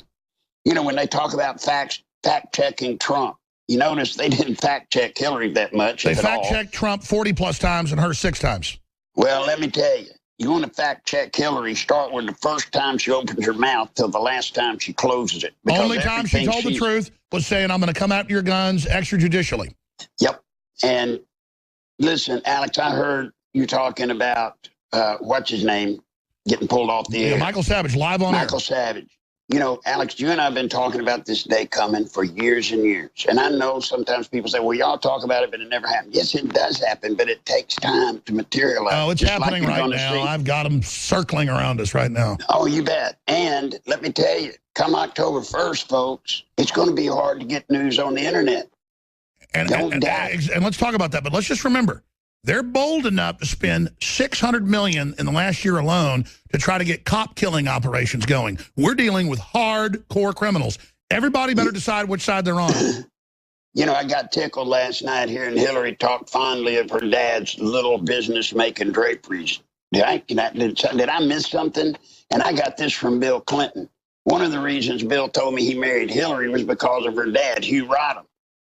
And I said, why, Bill? And he said, well, don't you know? And I said, no, I really don't. He said, well, after Al Capone, Hugh Rodham and Dan Rostenkowski took over the Chicago mob. they were running the Chicago mob, and she says he was just a little drapery maker. And that's why Hillary always has such a penchant for getting her enemies killed, is because she's Chicago Mafia. That's why, yeah. Well, I don't know that. Well, folks don't even know that, like, the top families in Texas were all the former Al Capone heads. I mean, they don't understand that Capone ran the whole country. And people just don't know that. They don't know it, and that's what's killing us, Alex. There is a huge group of people, I guess you call them the millennials. I'm trying to live long enough to tell them. But there's a large group of people, Alex, that don't know the Clintons, and the media's doing extra overtime to make sure people don't know the truth about Bill Clinton and his time in office, that don't know the truth about Hillary. You know, Trump said he felt, he didn't do it because he didn't want to do it in front of Chelsea. My God, what about the women Clinton raped that I covered up for him over? What do you think about those women and their lives? Oh, I know. I love when he was talking about how he's mean to women. I mean, he could have just come right back with, you're going to tell me about being mean to women with all the stuff you've done, how you covered for Bill? I don't know why he didn't go after her. Well, and I certainly don't know why he didn't at least bring up the point that when guys like Larry Nichols and these women were coming out back during your husband's administration, if you care so much about women and women's issues, why did you personally lead the bimbo eruption? All right, let's talk about what you expect to happen next. What he should do in the next debate. We got 41 days to the election. Larry Nichols is our guest. We'll see if we can say a little bit the next hour. Then I promise your calls, all the clips. Paul Watson's coming up. Stay with us. I don't normally waffle, and I'm not waffling. Because time will tell. We've got to look at the demographics. But I always just go with what I think's right. Because I'm not here to play along with the political system. I'm here to change it and educate people. But if Trump's going for the 20% that are undecided that Larry Nichols always talks about, and they admit that's what they're doing, those are mainly folks that really aren't politically informed, and they just want to see somebody act nice and act friendly and not look so threatening and look more presidential. So I think that's what Trump was trying to do, and I think they would have won the debate because he was too nice if they didn't gang up so bad, and Lester Holt attacking him 40-plus times, Hillary only 6 times, and those weren't even attacks.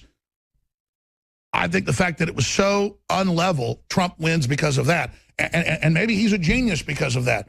I just think you got to dance with who brung you, and that he should have probably been more aggressive. But time will tell. Larry Nichols with him, taking Michael Savage off the air, and we're going to contact him. I've been busy during the breaks, but I'm going to try to get a hold of him. And all the other censorship going on. I mean, clearly we're entering an end game. What else are you watching for, Larry? Well, the main thing I'm watching for is what I've told you before. We're at the actual beginning of the end, and they're closing the loop. They're closing it in tight. And what they're going to do to Trump is going to be terrible. I mean, they're just going to load up on him like you've never seen. Now, if Trump were smart, what he would do, if they're going to do This Is Your Life, going back to Trump's past, he has somehow, Alex, got us shifted on. Hey, you want a real screwed up past? Look at Bill. Look at Hillary. I mean, you've got every kind of crime committed during his administration as governor, every kind of crime committed during his administration with Hillary right there beside him during his presidential administration, so much so that he was impeached. It's amazing. Nobody even brought up the word Hillary. Do you realize your husband was impeached? But they don't bring it up.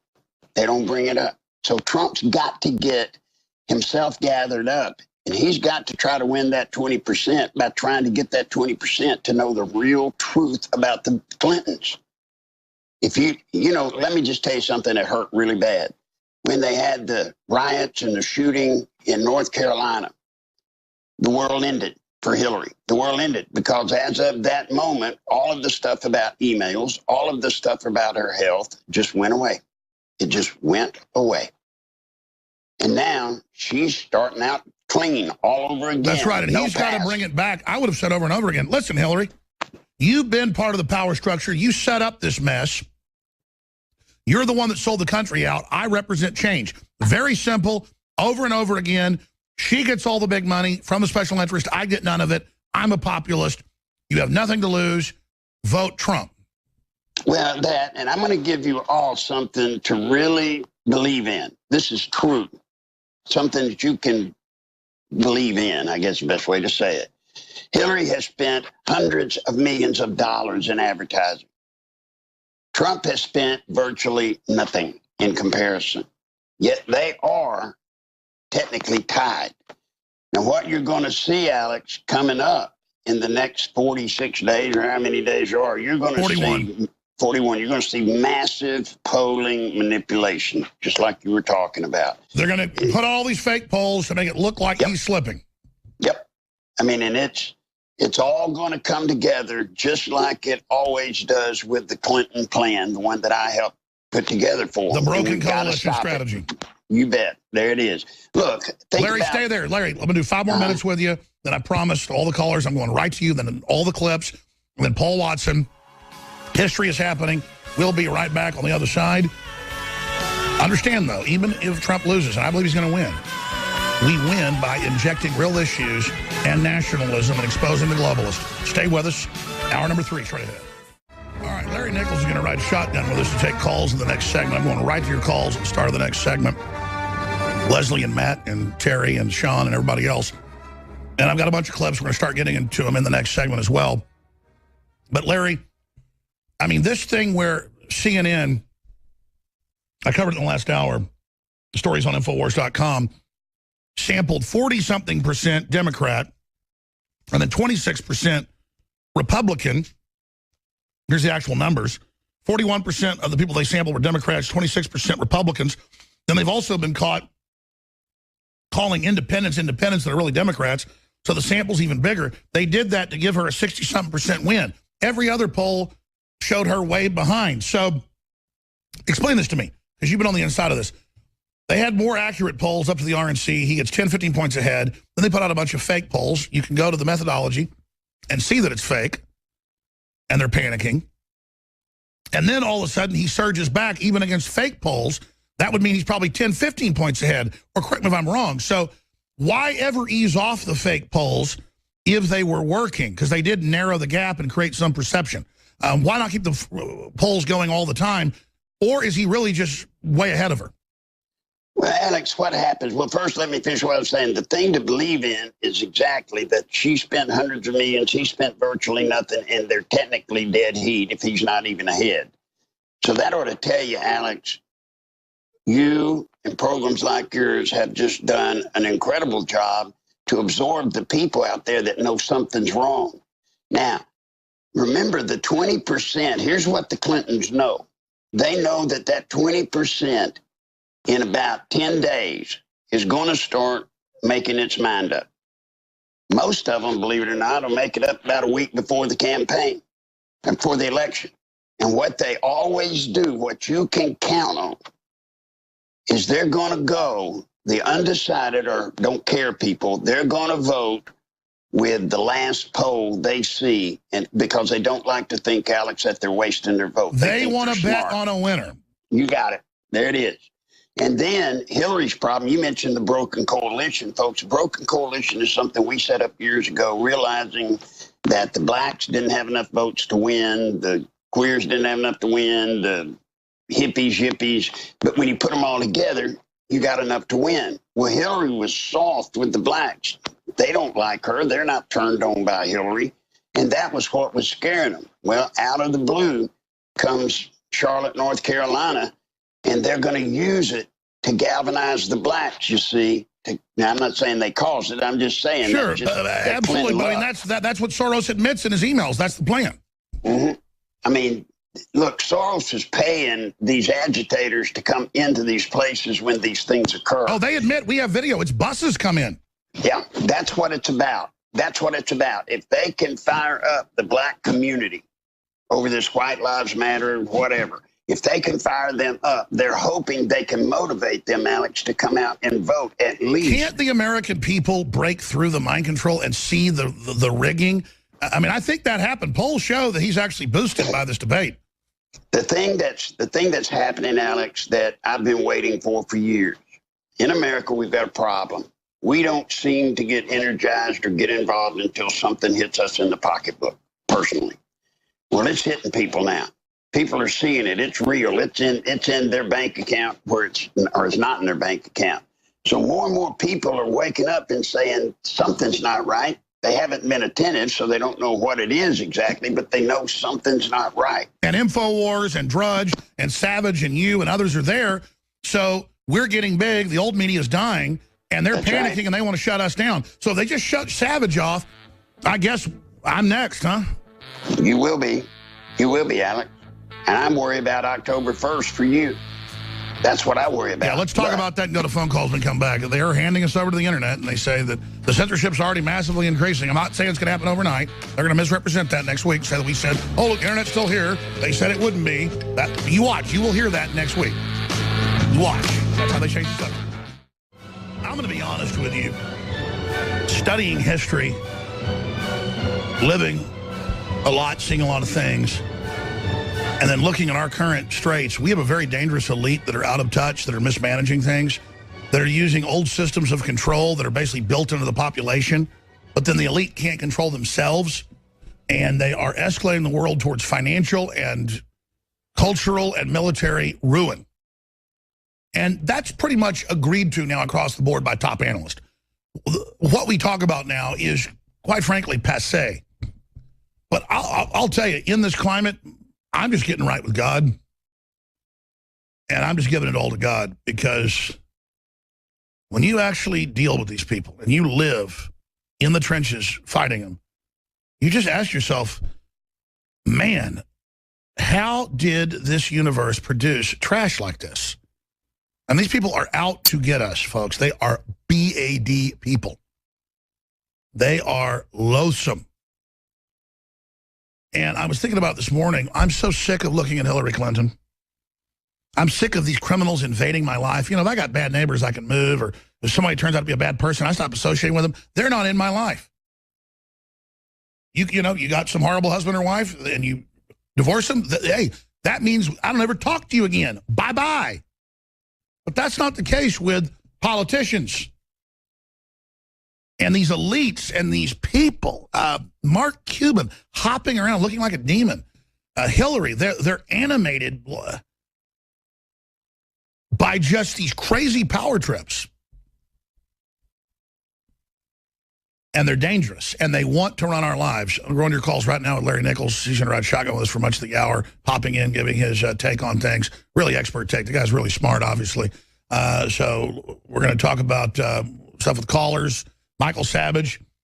It's like a punch in the stomach this morning. I got up and learned he was taken off WABC, and then he complained about it. He was criticizing Hillary's health, saying, I think she's got Parkinson's. There's emails that say she's getting Parkinson's medication, her own email. They took him off WABC, and then he complained about it on air. They took him off 400-plus other stations. And, you know, this is personal to me, because he was just on air with us last week on Skype. I mean, right here in the studio on that TV. I was talking to him during the breaks. And he was really, I wasn't trying to eavesdrop even before he got on during a 3-minute break, but he was talking in front of us, about what was going on to his assistant. And then he brought it up to me, and I'm just sitting there hearing this. And so it's not like even cool.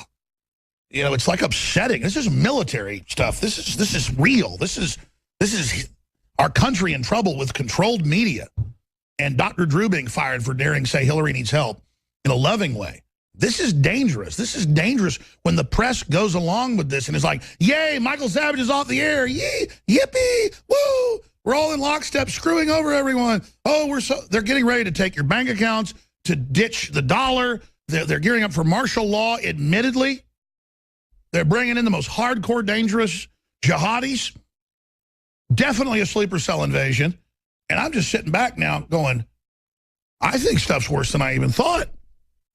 They're just announcing you're not going to have cars within 5 years. We're going to take all these big roads and make them driverless car only, and ha, ha, ha. And I've got an article here. I'm going to pull it out. Hillary has 99+% of big corporate giving. It's never before happened. The billionaires and the elite are giving nothing to Trump. I mean, that is the certification of he's our man. Now, you don't like this ruling class? These people are throwing the kitchen sink at Donald Trump right now. I don't know. They're both bad. And exactly what Larry Nichols just said. I'm going to your calls. 20% don't care who gets in. They want to feel like they're a winner. Like when you know your team's going to the Super Bowl and they've got better odds to win, and so you go out and buy a jersey. In fact, they were never your team. You just want to feel like you're a winner. These people are horrible. And there's a sick side of me that sits back and goes, I'm not stupid. I'm going to be pretty much okay in this situation, no matter what happens, because I know what's going on. The only danger I'm in is trying to save all these idiots. I can go off and just run a moral business somewhere and make more money than I make now. I mean, I can do it. I've proven it. I've been paid $800,000+ for one voiceover. I mean, I can do cartoons, movies, you name it, I can do. I'm not bragging, but I can walk away right now. And I can do national voiceovers and have no employees, but I don't do it because it's totally empty.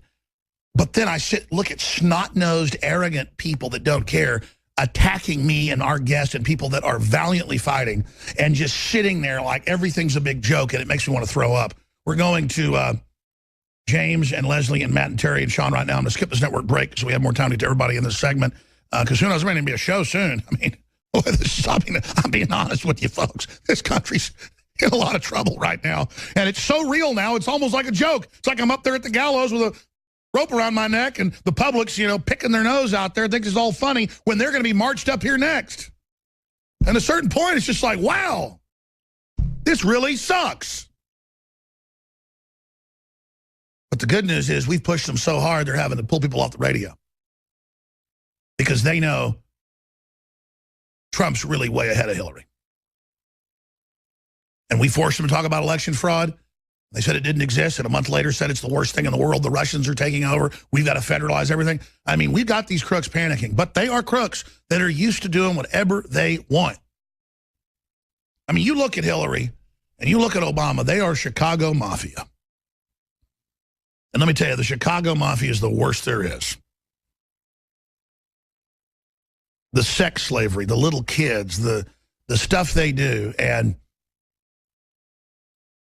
that's who runs us, is people that just hate you. I'm sorry, Larry, just briefly comment. I promise to go to calls, but just, I mean, I'm all over the map here. It's just like, we're here. It's happening. People say it's never going to happen. It's happening all over. The UN's taking over the internet in 4 days, brother. Can you bring Larry Nichols back up, please? Or we lose him? He's open. He must have stepped away while I was I'm here. Yeah, I'm here. I mean, they're taking over, Larry. I want to go to these calls, but I mean, other points you want to add, the UN takeover. Alex, we're in trouble deep. And the only thing that I would tell everybody listening to our voices right now, they can't take this country from us. They're going to steal it. And every one of you listening to me, I'm fighting, you know that, Alex. I'm fighting to be here long enough on this planet to be able to fight in this thing. They're going to take it from us, but we've got to fight. And the first thing that everybody's got to learn is don't let them shut your mouth. Don't let them shut your mouth. By that, I mean, don't let them keep using political correctness on you so that when you're talking to others, you're afraid to tell the truth. Get out of the comfort zone or die. That's right. Now, guys, I'm telling you, I've been telling you, but if you can't see it now, you're just not looking. They're coming after us. They're coming after us. Now, that sounds scary and all crazy right-wing nut stuff. Look, open your eyes. Look, Michael Savage, like you're saying, they just yanked him off the air. They have the power to yank any of us off of anything. They have the power to come to your house and arrest you for any cause they want to come up with. And by the way, Savage is a big test right now. And to see if there's going to be any retaliation. Sure enough, they're going to see what the people will do. And what scares me is I'm afraid a lot of people are just going to switch channels and go to some other program. That's right. They don't appreciate the fact that this is an absolute war. That's right. And dear God, I don't know what else to say. I don't know what else to do, Alex. I hear you, man. I hear you. It's the nastiness. Hillary. I mean, why are they so evil? Why do they hate everybody? Let me tell you one thing. Why do they do the worst stuff to the black communities and then sit there saying they love them? I mean, it's so sick. Well, let me tell you, it goes back to a Christmas gift I got. The first election I worked with Bill Clinton, getting him elected governor. When it was over, I thought he'd give me a Cadillac because there was no way. He called me, said he wanted me to come over. He had to get a special present for me, and I thought the man was going to give me a Cadillac because it was quite a deal to get him elected. I got there, and what I had told Bill all during the campaign is to read the book Mein Kampf. And in that book, it proves that if you tell the same lie over and over and over long enough, and that's the only thing that gets out, it becomes true. So you gave him My Struggle by Adolf Alois Hitler. Yeah. Well, actually, he gave me, for my big Christmas gift for getting him elected the first time, he gave me an autographed copy of that book, and I needed it like a hole in the head. I'd rather have had the Cadillac, but... Wow, he gave you a signed one by Adolf Hitler? No, well, no, signed by him. Oh, that's worse, yeah, I guess. Yeah. But anyway, that's what they're doing to us now, Alex. That's what's happening. That's why the black community is so susceptible to all of this. They just keep hearing it. They've been programmed from birth. That's right. And think about it, guys. If you think I'm not telling you the truth about this, look at Black Lives Matter. The whole premise in Ferguson for the Black Lives Matter, you know, don't shoot, hands up, don't shoot. All of that turned out to prove to be a lie. But you can't convince the blacks on the street today. Just like it's a black guy shooting the black guy with the black police chief in a Democrat-run city. And why didn't they pick to riot over the innocent black guy shot in Tulsa? Because that lady got indicted. They want bad cases so they can keep it going forever while they discredit the black people on top of it. Man, they're evil. And then you look at the guy that was in Seattle, the guy that killed 5 people. They said he was from Turkey. Well, yeah, Muslim. You know, you're looking at a Muslim, and guys, I'm telling you, the minute I saw his picture, I told several people. And that's how they're going to get the guns. They're going to have hundreds of sleeper cells start killing people at the malls, and they won't say none of them are Muslims, just like they wouldn't say the bombings in New York were, you know, a bombing, and then they're going to end up taking our guns. That's exactly right, and that's why it's incumbent on every one of us, not just you, Alex, not just me. It's incumbent on every person hearing my voice. You're the only way we're going to spread the truth. They're going to keep choking down any alternative information sources. Let's pray that Alex stays around a little longer. They're going to keep choking them down. You've seen it now with Mike Savage. That's for real. They did it. They yanked him off. So the only way we're going to spread it is from us, person to person. And I want to say this, and we got to go to the calls. They've been real troopers. This broadcast, the films we've made, the videos we put out, what you've done, and other great patriots, they're evergreen. We don't just cover some story of the day and then move on. It's about understanding the larger system. If people save this on computers, save it on hard drives, save it on disk, they admit the new system, they're going to be able to erase all our stuff off the web. But let me tell you, in the future, you have friends over when this country's really deep in it, and you show them what we said years before and it comes true, it'll be like gold. Okay, and I don't want to get to that point, but that's, quite frankly, I've studied history. That's why we just get stronger the stronger the enemy gets, even if I'm long gone or in a gulag.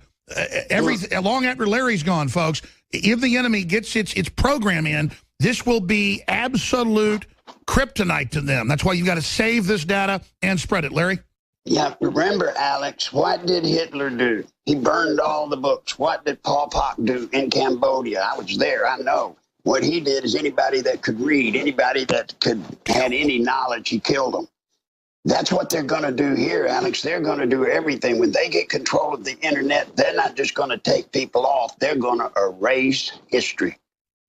And that's what you've got to preserve. And that's what the cloud can do. That's why they all want you on it. They can hit one button and release a program that will erase my voice or Larry's voice off of entire giant networks.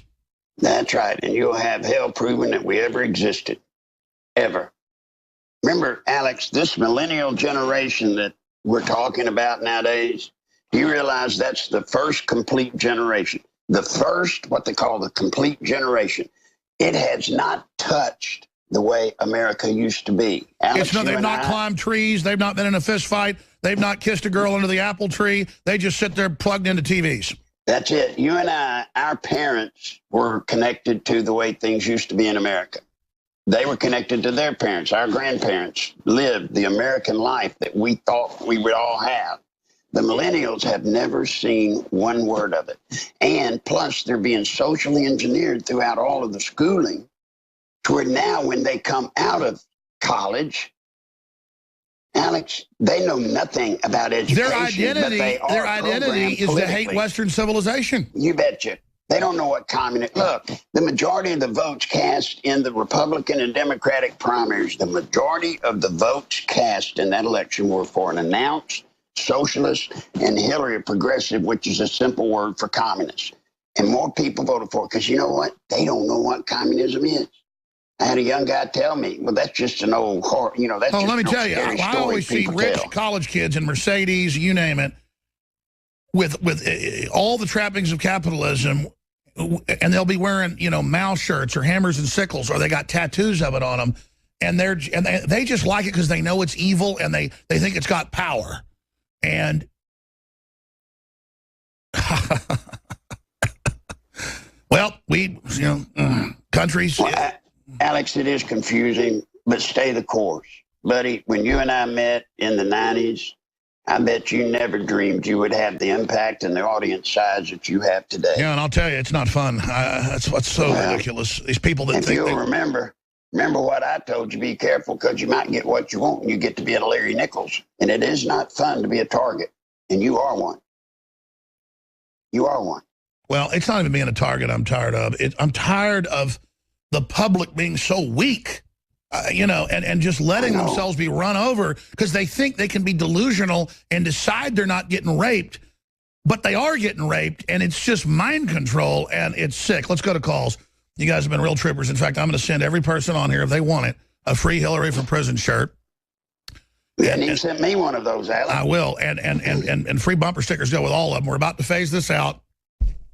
And I guess just go to Hillary the Dictator shirts, but I guess we'll be shut down by then. So that's just the way America is now, I guess. Let's everybody on here, give us your info. We will send you a free Hillary for Prison shirt or a bottle of colloidal silver from InfoWarsLive.com, whatever your choice is. Please, I know that's a lot of work for you, John, but if you'll get their addresses or give them, I don't want to. We should have some kind of free stuff email so people can send their email and who they were. But there's no way to confirm that. Just get their address. And I appreciate it. Everybody's been holding more than an hour, which is everybody on here. James in South Carolina, you're on the air. Go ahead. Alex, I'm going to start with, I want to plug your Living Defense. I am a disabled father of 7. I suffered from heartburn, excessive gas, just constant pressure. I bought your Living Defense. I live on a disability pension, so I have to make every penny count. I bought your Living Defense while it was on sale. Oh, my gosh. I love it. 3 days, taking it like it says on the bottle. It goes away for months. When it starts to come back, I'll just take it again for 3 days. So this bottle could actually last me a couple years. Well, James, let me say something. I don't sell something unless I believe in it. And Mother Nature that God gave us is light years better than what any man can give us. And it is such a game changer. Living Defense is amazing. It is parasite removal, and most people have them. They won't tell you that because they just want to keep treating the symptoms. And Joe Biggs started having gas in his stomach. He's not going to talk about it on one. And that he was going to go to the hospital. And he thought, well, I'll take oxy powder. It was just his stomach was like blowing up, that condition, whatever it is, where you just have air in you. And the oxy powder, boom, within a few hours, reversed it. And I'm not saying this is to treat anything. I mean, you need to get doctor approval before you breathe air or drink water. I agree with the FDA. You know, Mother Nature's not good. Vitamin C is evil. Okay, I'm being sarcastic. The point is, consult your healthcare practitioner. But yeah, these are real products. I mean, this is. I will not do something that I would not do to myself. So I'm into Texas hospitality, and I thought everybody was like that growing up. I guess people aren't, but. You know, if I love you, I love you. If I hate you, I'll tell you. And let me tell you something. I won't sell stuff for people to put in their bodies that I don't absolutely bust my butt to make sure is the best. But thank you for the plug, sir. What's your view on the debates, James? Okay. Now, the first couple callers, I agree with them about the Fourth Amendment. I'd kind of like to hear Trump walk that back. Now, that being said, listen to what Clinton said. She has a plan to fight ISIS on the internet. ISIS doesn't scare me on the internet. She has no plan to fight ISIS on the internet. She has a plan to bind the tongues of people like you, people like Matt Drudge, people like me, people like Larry Nichols. They want to bind our thoughts. They want to quarantine our thoughts, and that's the most dangerous, sickening thing. And you people want to nitpick Trump. And look, that's right. He should have brought up the alt-right. I mean, she's saying she said in a fundraising letter, Larry, a month ago, that we have no right to exist. That is literal Nazi terminology. Yeah, it is. And that's what she believes, Alex. She has believed that since the day I met her. I've told you the story about meeting Hillary the first time. That's who she is. And she can dress up. They can put makeup on her. They can try to make her look like better than she does. Mary Poppins. Yeah, but it is not. The real Hillary Clinton is the one that stood there in that hearing sentence, or the hearing on Benghazi, and said, "What, they're dead. What difference does it make?" And I've seen her be that way about many people close to her that have died. She don't care. They don't care about nothing. Well, here's the, I'm not a hateful person, but let me tell you, there is a God, there is a devil, and Hillary Clinton's going straight to hell. I don't normally talk about that with people, but I think it's fair to say she is a demonically controlled person. Well, you know, Alex, I've told you before, and I never really put anything into it until more recent. You know, I used to have to cover for her to go out to L.A. with Linda Bloodworth Thomas to go to a witch's church. Now, I don't know what a witch's church does, but she told me she was just covering both bases. But I believe she's made her mind up which one she wants to go with. And that sounds horrible. No, well, you think you're the only one that knows that, and I'm not stealing your thunder. Actually, I've seen it in a L.A. newspaper, but it was positive that she was at a coven and that she would travel out there and spend weeks with witches. So, that's right. And you would have been me having to cover up for that. In Arkansas in the 70s and 80s. I mean, that was tough. We're in the 80s. Imagine you're right in the middle of the Bible Belt, and meanwhile, you've got a black witch right there, just drunk on blood. Thank you, James. God bless you for the support in your family. We'll be right back with Sean, Terry, Matt, Leslie, straight ahead. I'll give him a shirt. Send him some Living Defense.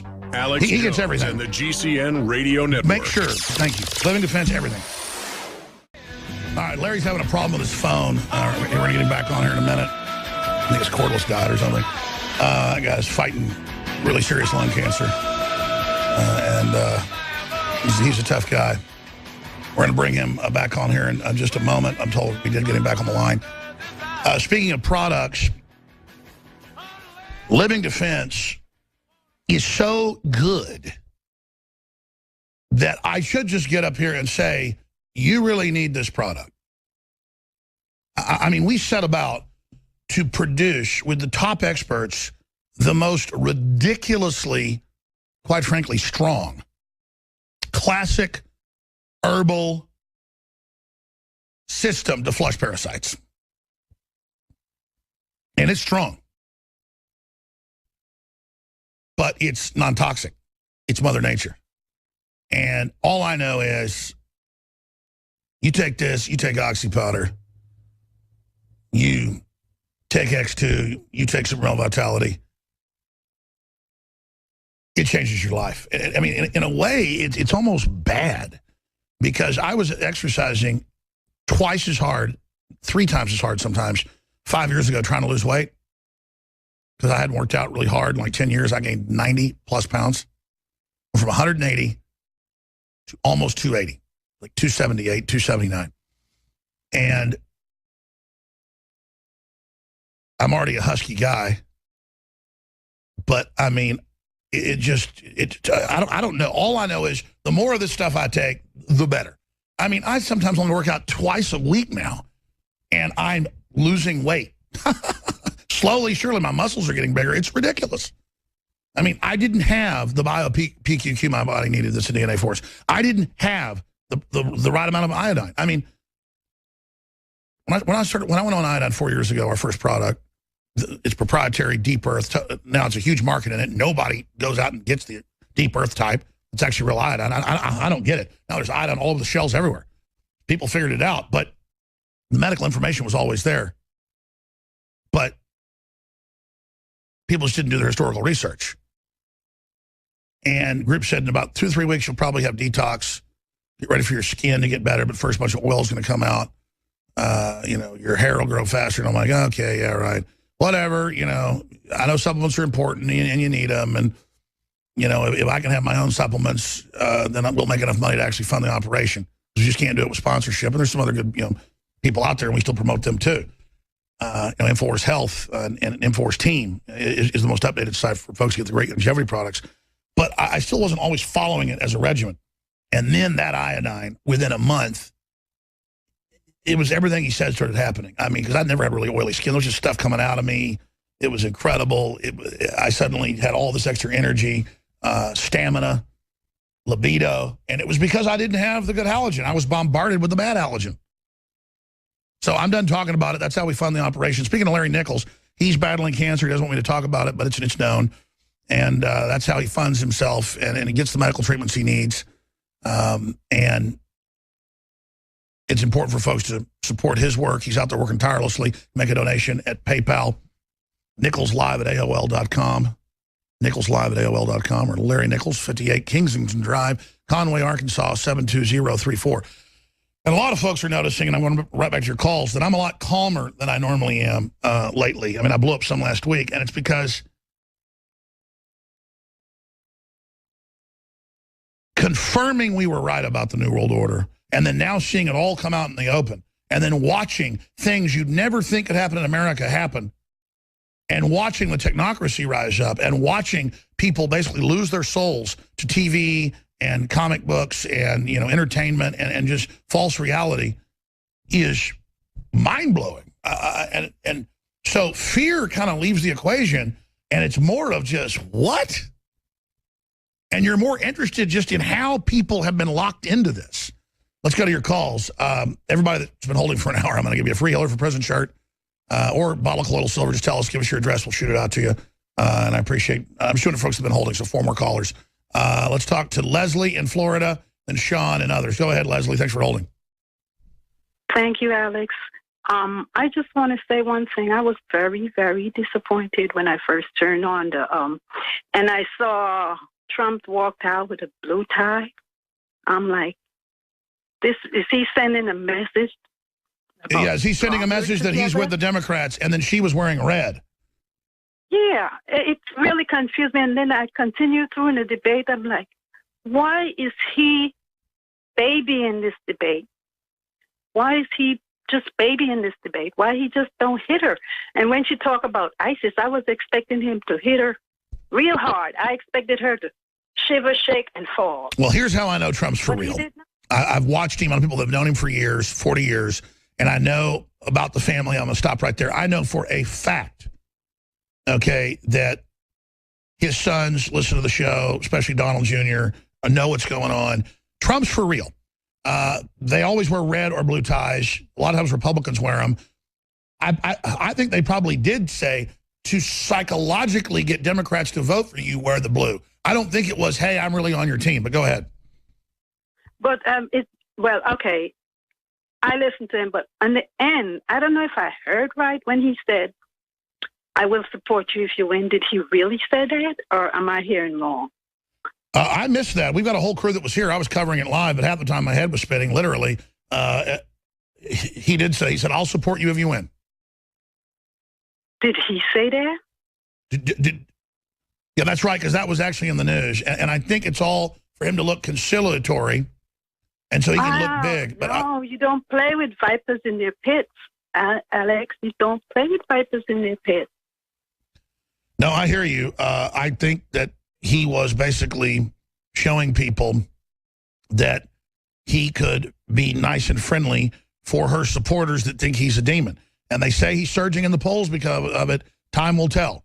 But look, her expiration date is over. She looked like an insane person. I mean, look at the image on screen. She walks around with this fake smile like this. In fact, let me try to get it right on TV. Here it is. I mean, they'll pause it and make fun of me, but I don't care. Here it is. She looks like a great white shark cresting out of the water. But I hear you, Leslie. I mean, what else do you think about the situation now? I mean, he didn't bring up Benghazi. That's bad. Oh, he should. You see, I think if he hit Hillary with the truth, you will see Hillary start shivering, shaking, and pop. I agree. I don't think she could have taken it for 90 minutes if he'd have taken it to her. You know, she looked at him at first like begging that he wouldn't go after her. I appreciate your call. I want to get Larry's take on what you just said, but first, I've got to start getting to some of these clips. And, ma'am, stay on hold. I'm going to send you a free Hillary for President t-shirt or colloidal silver, whichever you wish, for holding over an hour.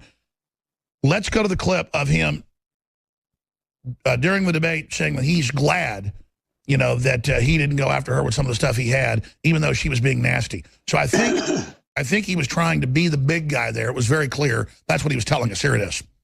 Do you want to know the truth? I was going to say something extremely rough to Hillary, to her family, and I said to myself, I can't do it. I just can't do it. It's inappropriate. It's not nice. But she spent hundreds of millions of dollars on negative ads on me, many of which are absolutely untrue. They're untrue and they're misrepresentations. And then he went on further to describe it on Fox and Friends, but he also described it after the debate in a little bit more detail. Let's play that clip after the debate with Donald Trump on the floor. Anything that you wish you did differently?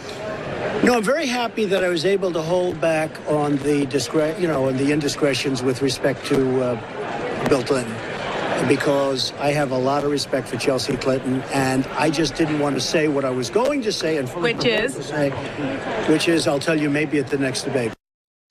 Yeah, so I think he's setting it up now where people are going to demand he come out of the gates, and now he'll have cover to really savage her. He's very sophisticated. Larry Nichols, I don't want to doubt Donald Trump here. Again, we have 41 days. We're going to discover this. But what was your gut as an old hand and the guy that used to pretty much run the Clintons when they first got into office? What do you think?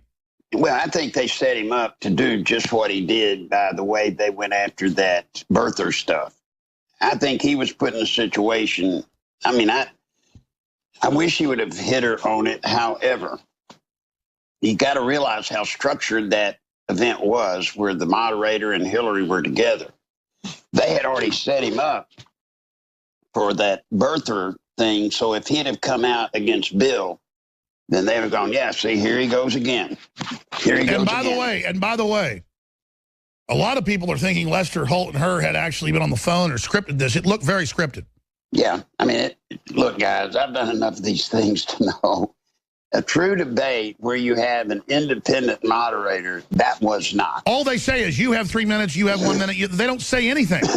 Right. Well, you've got to understand, up until Obama, with what that lady's name was, I don't even remember the big lady, but up until that point, moderators did not interject and do fact-checking.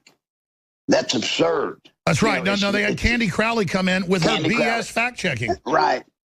So that's what you've got to watch now. This is how this whole thing has changed, Alex. I mean, it's all changed now. Now you've got, being Donald Think about Trump, it. The media sits there. And you got to fight the moderator. Exactly. It doesn't. In fact, they've ended debates in America because we don't have real debates anymore because you have a moderator that gets in the ring 40-plus times against Trump and then leaves Hillary completely alone. That's right. I mean, it'd be just like a boxing match, right? Yeah, he should have gone after Holt then. He should have gone after Holt. He should have after Holt halfway and said, Holt, am I debating Hillary or you? Or is it both of you? You want to come up here? Well, it's not the job in a debate, in the school of debating. You can check it out for yourself. It's not the job of a moderator to intercede in the debate at all, doing any fact-checking or any checking. That's not his job. Absolutely. It's the opponent's job. But this is how they've changed the whole thing, Alex. That's why it's so hard to beat the Clintons. They have literally changed the whole That's right. Let's go to Sean. Political system. Let's go to Sean in Florida. You're on the air. Go ahead, Sean. Hey, Jay. Yes, sir. Go ahead. Hey, bud. Listen, yeah, I'm really pissed off. I mean, I'm a Democrat for 28 years. I got to commend you, and I got to commend Larry Nichols of the Clinton Chronicles. I believe he sued the Clintons. He got out of that mess because he knew it was wrong, and I give him kudos for that. You, brother, you're like in the crosshairs, but you are on the tip of the spear for sure. Listen, let me get this off my chest real quick. On CBS News, you go right now on YouTube. It's got like 6 million views. It shows Lester Holt checking like his mic because he couldn't hear, and he kept, it's on there, you can see it. And I looked on Drudge Report days before, and they said no ear pieces at all for the moderator. It was against the commission, and they went through it and ruled it out that he wasn't allowed to have an earpiece. It's totally ridiculous. We're in cuckoo land, big time. This is absolutely absurd. He was being forced stuff. To ask Donald Trump questions and try to fact check. Well, did you notice he looked mad at the end and ran off? See that part, but I was watching while you guys were talking on your live stream and C-SPAN, while this whole thing was going on. And it's absolutely absurd when they say, when they can get away with this, that the moderator's not supposed to have an earpiece. No ear communication whatsoever. Go back and look it up under Drudge. It's totally pathetic. And this is sure, we'll look into that. But Larry, I think that is the boomerang here. The total rigging, Hillary being given passes, Trump being nice, Holt still ganging up. I think it is the rigging, the clear unfair playing field. I think that is the dark horse in all this that just blew up in their face. Well, absolutely. But I'll say this about Trump. Trump has got to understand this is going to happen to him and use it. Use it. And he didn't. He's got to say things to Hillary that are damning as hell, but they're true, and they cannot be disputed by even a friendly moderator. And sir, I want you to get back to that, but I want to go back to Sean. Just right. The caller's right. He was getting cues from a researcher that was covering that thing as it was going on. Let me say it all just came together. I remember the article. It said that the commission said no earpieces, confirmed last week. That was final for the moderator so that they, quote, wouldn't be getting cues, because it's famous that the media will jump on. It's come out and told people who are reporters to attack Trump on CNN, MSNBC. But let's put the article up on screen. We just found it. That is confirmed that they said that there would not be any earpieces for the moderators. But then they asked, what about the candidates? And the commission refused to answer that question and said, we'll only do that basically if we're sued. We're not going to release that information. Very bizarre. And then I remember, I'm getting ready. Holt's about 3-4 minutes late getting on, and I'm saying they're working on his earpiece. I could see them. He took his jacket off, just like I'm wearing one. They took his jacket off, and then they put the earpiece on. I watched it on that TV set 8 feet from me. We've got to go back to last night. Guys, it'll be at like, let me think. It'll be at about 8:03 or 8:02 into the tape. Try to find it right now, folks. You will see where I go, look, he's getting an earpiece put on. Look, his earpiece isn't working. And they come in front of everybody, take his jacket off, put the earpiece, clip it to the back of his collar, just like mine is. And mine goes into the control room. Boy, I wish somebody would tell me what to say, but they're in there, tell me when the guest is ready, the guest's phone doesn't work, whatever. But in this case, Holt wasn't supposed to have it, but he did. This is a major scandal. So great point, Sean. I'm glad you point that out. This is cloud cuckoo land. Larry Nichols, go ahead. Well, that's what I'm talking about, Alex. It's virtually impossible to go into these debates. That's what I tried to tell Trump's people. You can't go into these debates straight up. It's rigged. It's rigged. And it's rigged at every, Trump should have seen that with the headpiece. He should have stopped the debate right then. Now, you want to win president? Do stuff like that. Prove to the people where you stand. But he obviously didn't see it or didn't care. Well, I'm telling you, they did it in front of everybody. Look, it's 8 o'clock. Holt goes up. He's doing this. He's messing with it. He calls over technicians. He takes his jacket off. They replace it. He tests it. He sits down. They call him out. The thing's on. I mean, it's on video. Well, now it's on video, but let me tell you this. You can bring it out. You can bring the video out showing it. You can put the article up right beside it where it says they're not supposed to have one.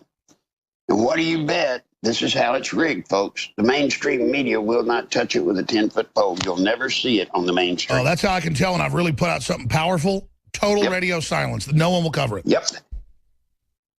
Well, that's what we're up against, Alex. That's why I say it's up to us. We can no longer rely. Alex, I hear you. We can't. Let's come back and talk about that with more callers. Sean in Florida, final comment, 20 seconds. Hey, Jay, listen, if you go on CBS News on YouTube, it has it. It's 2 minutes and 21 seconds. At 19 minutes in, it shows him queuing, and he couldn't hear. He's talking in Sure. What's the name of the video? What's the name of the video? It's the presidential debate, Hillary Clinton and Donald Trump, full debate, NBC News on YouTube. NBC or CBS? NBC or CBS? That was NBC News. And if you guys have it... On YouTube, you're saying, and it's... Okay, yeah, no, it's right when it starts, folks. It's 3 minutes before it starts. We need it when we come back from break. I mean, you can say, oh, I don't trust Trump. Hillary, you know what you've got. I mean, that is the establishment monster. By the way, we went to where the guy said this. I covered it last night. About 8:02, 8:03, I go, what is Lester Holt doing? Something's wrong with his earpiece. And I wasn't thinking, hey, they're not supposed to have an earpiece. And then you see him, and they come over, they're messing with his ear. They pull it off. They take his jacket off. And say it again. Repeat. So what we're going to do right now for TV viewers and radio listeners, but I'll describe this for radio listeners, there's Lester Holt saying, say it again, say it again. You can hear him testing. Go ahead and play this audio from NBC. Okay? Okay. Oh, my God. Yeah, hit pause. Hit pause. Back this up 30 seconds. Repeat. He's saying, say that again, say that again. It is an earpiece, not a lav. Say it again. Repeat. Now, the debate commission said no earpieces. He's clearly getting orders when he attacks Trump later. Okay. Say it again. Repeat. Okay. Now he unhooks it. It's not working right. Just like mine, he unhooks it from the back here. He takes the jacket off. The technician comes, puts a new battery pack on and transmitter, and then replaces his earpiece. He sticks it back in his ear. Here, it happens right here. And again, I guess they cut the audio because they don't want folks to hear this. They figure, oh my gosh, Lester's live right now. Because this was at 8 o'clock. I mean, it's supposed to be on. Everybody's watching. And this is the pool feed that came from the Associated Press, not from NBC. NBC had its reporters on big NBC. This is the feed we were watching, too. There were several of these feeds that you could dial into. And I was sitting here going, oh, he's having a problem with his earpiece. Because I could hear him going, test. No, it's having a problem. I can't hear you. All right. They take his jacket off. Is there still no audio? Go ahead and pump the audio up. No, it's open. They cut his mic. That's right, because they cut the mic. Okay, that's what I thought. And then he takes it off. And then they put the earpiece back in. They clip it back on his collar and put it back on. These people think we're such morons. And again, I'm busy. You're busy. I was watching it last night. It didn't click. Now listen. Let's triple check this, because maybe the debate commission changed its mind sometime late last week and said the moderator can have an earpiece. But they wouldn't respond to lawyers that sent them letters saying, hey, we covered this a few days ago, are you going to have a prohibition against earpieces for the candidates?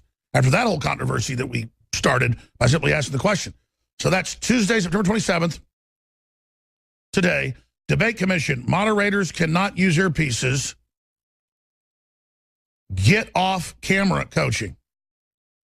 Now, are they saying that about the new debate coming up? Or are they saying that about the last one? Because I remember last week when they said no, that's Matt Lauer and Lester Holt. Won't be permitted. Wow, a huge controversy. And Paul Watson's about to come into the bullpen here, out of the bullpen, and this would be an article for him. Well, this is incredible. I guess we get a Don Salazar, somebody to write this, but my gosh, thanks to the caller. He called in to remind me, Larry, stay there. I want to come back and get your take on this. I know you got to go, and then I'm going to hand the baton to Paul Watson, but this is big. He's wearing an earpiece. Prohibited. Lester Holt, NBC cheated. Well, who would have thought that? This thing just got more rigged. Wow, he was being flogged to attack Trump. Oh my gosh, they are desperate. Wow. Okay, either way you cut it, we have the Associated Press, we have World Tribune, we have Newsmax and others last week saying, the commission states there will be no earpieces for moderators. But then we dug deeper, and Mikhail Thalen found this from page 6 of the New York Post. The commission or presidential debates will allow moderators to wear earpieces if they choose, but the executive producer of the commission will be the only person in their ear. So there's definitely a push that, since we brought up earpieces with Hillary, there won't be any earpieces. The media says no earpieces. Then they say, actually, there will be earpieces. So why are they obsessing over earpieces so much? we're going to get to the bottom of this, but Larry Nichols, other points, my friend. Well, that's just an example, Sean. That's incredible of you. Thank you for seeing this and bringing it out, because I sat there and watched the whole thing just like you did, Alex, and I didn't put 2 and 2 together. But if you believe that the earpiece was simply to whoever they said it was to, you're crazy.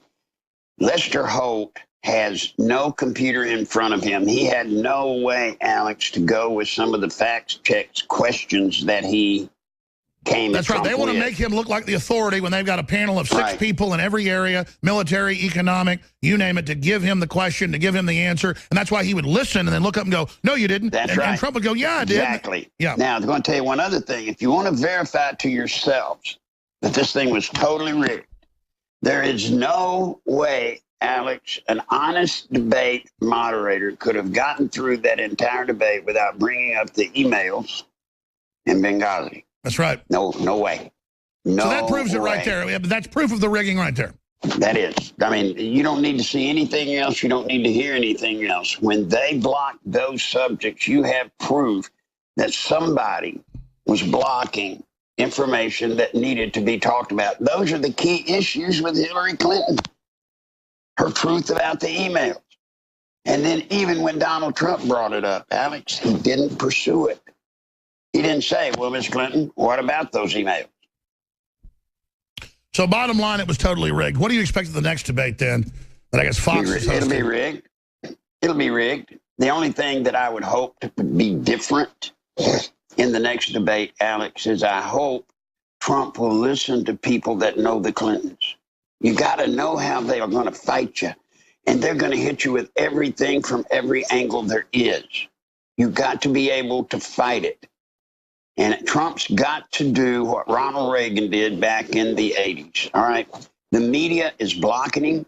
The media is shutting down everything. The debate is the one chance Donald Trump has in front of a good-sized audience, and the audience size will drop. That's right. He's got to cut through with his real message and say, the media has never let me talk. They've distorted what I've said. Oh, whatever, lady, you're a liar. I was nice to you last time. That's right. Just, you're done. Sit over there and, commit more crimes. And just ignore him. Ignore the moderator. Just like I did with Piers Morgan. He needs to steamroll him, correct? Correct. And remember, he sat back and he was nice to Hillary. I'm going to call it that. Nice to Hillary, this debate. Every word out of that woman's mouth was cutting him. And she was saying statements that were 100% not true. She was quoting things that people had said that nobody's ever even heard of. Several of the people I even heard doing recaps of it. The things she said Trump had said about certain genders and everything else, they had never heard of that. And the media is not going to fact check her on that. Nope. No. So he's got to go in and he's got to realize, hey, I'm surrounded by the enemy. And when you're surrounded by the enemy, a situation to which I have been in many times, not many, but a few times, too many, when you're completely surrounded by the enemy, here's what you do. Start shooting. Just start going. Just let them have it. Let them have it.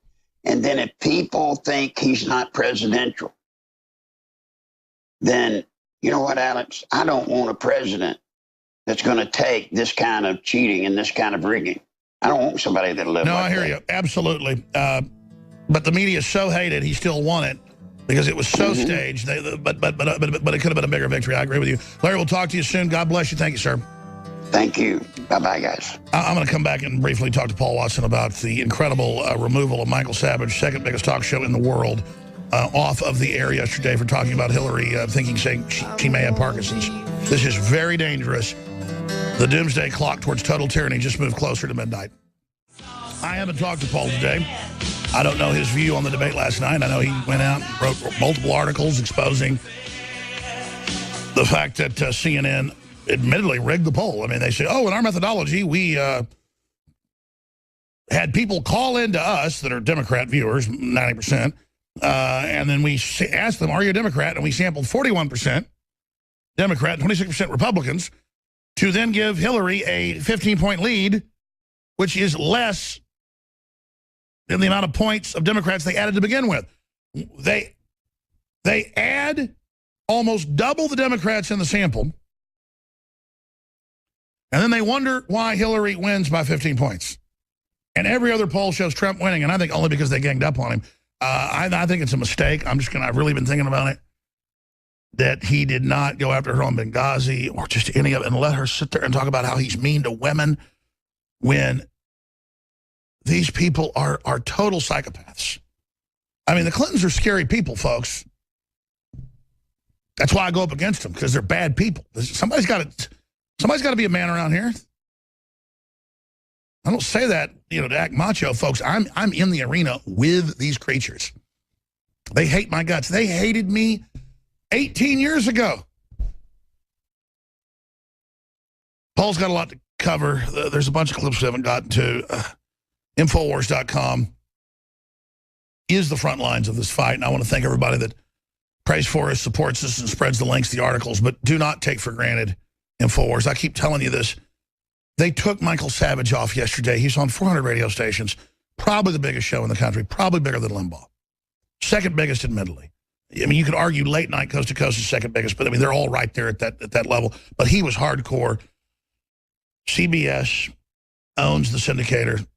Savage told me a week ago that he was being censored, and I didn't even ask to come on a show. I didn't ask to have him air Paul Watson's piece. He said he wanted to air our interview. Could he? And I said, well, of course you can. Anything you want. Mikas is Sukas. And he said, well, now this is public, I'll tell you. I'm going to call him after the show if I can get a hold of him. That he's really getting jacked with by CBS. He said up there at the top. And that, he'd like to carry more of what we do. And then we had other chit-chat. Yeah, Matt Drudge, just talked to him. He's listening right now, driving, blah, blah. We'll say hi to Matt Drudge. You say hi to Matt Drudge. And then he went back to some other stuff, and I'm not going to even get into it because it's surreal, though, to be in the same league as Michael Savage. He was calling me, well, you're the leader, Alex. You're the field marshal. We've kind of gotten to this point where people are like, actually, Alex, you go ahead and lead it. I mean, and they've already taken him off the air. And, of course, he's not actually saying, Alex, you go lead it. It's more like, yeah, you're a field marshal. But it's got to the point where, actually, you be the leader because this is not safe. And I'm like, no, you're the leader. No, Matt Drudge, you're the leader. Here, you be the leader. Here, this is big boy time. This is not pretend land. This isn't all the normal BS in media, okay?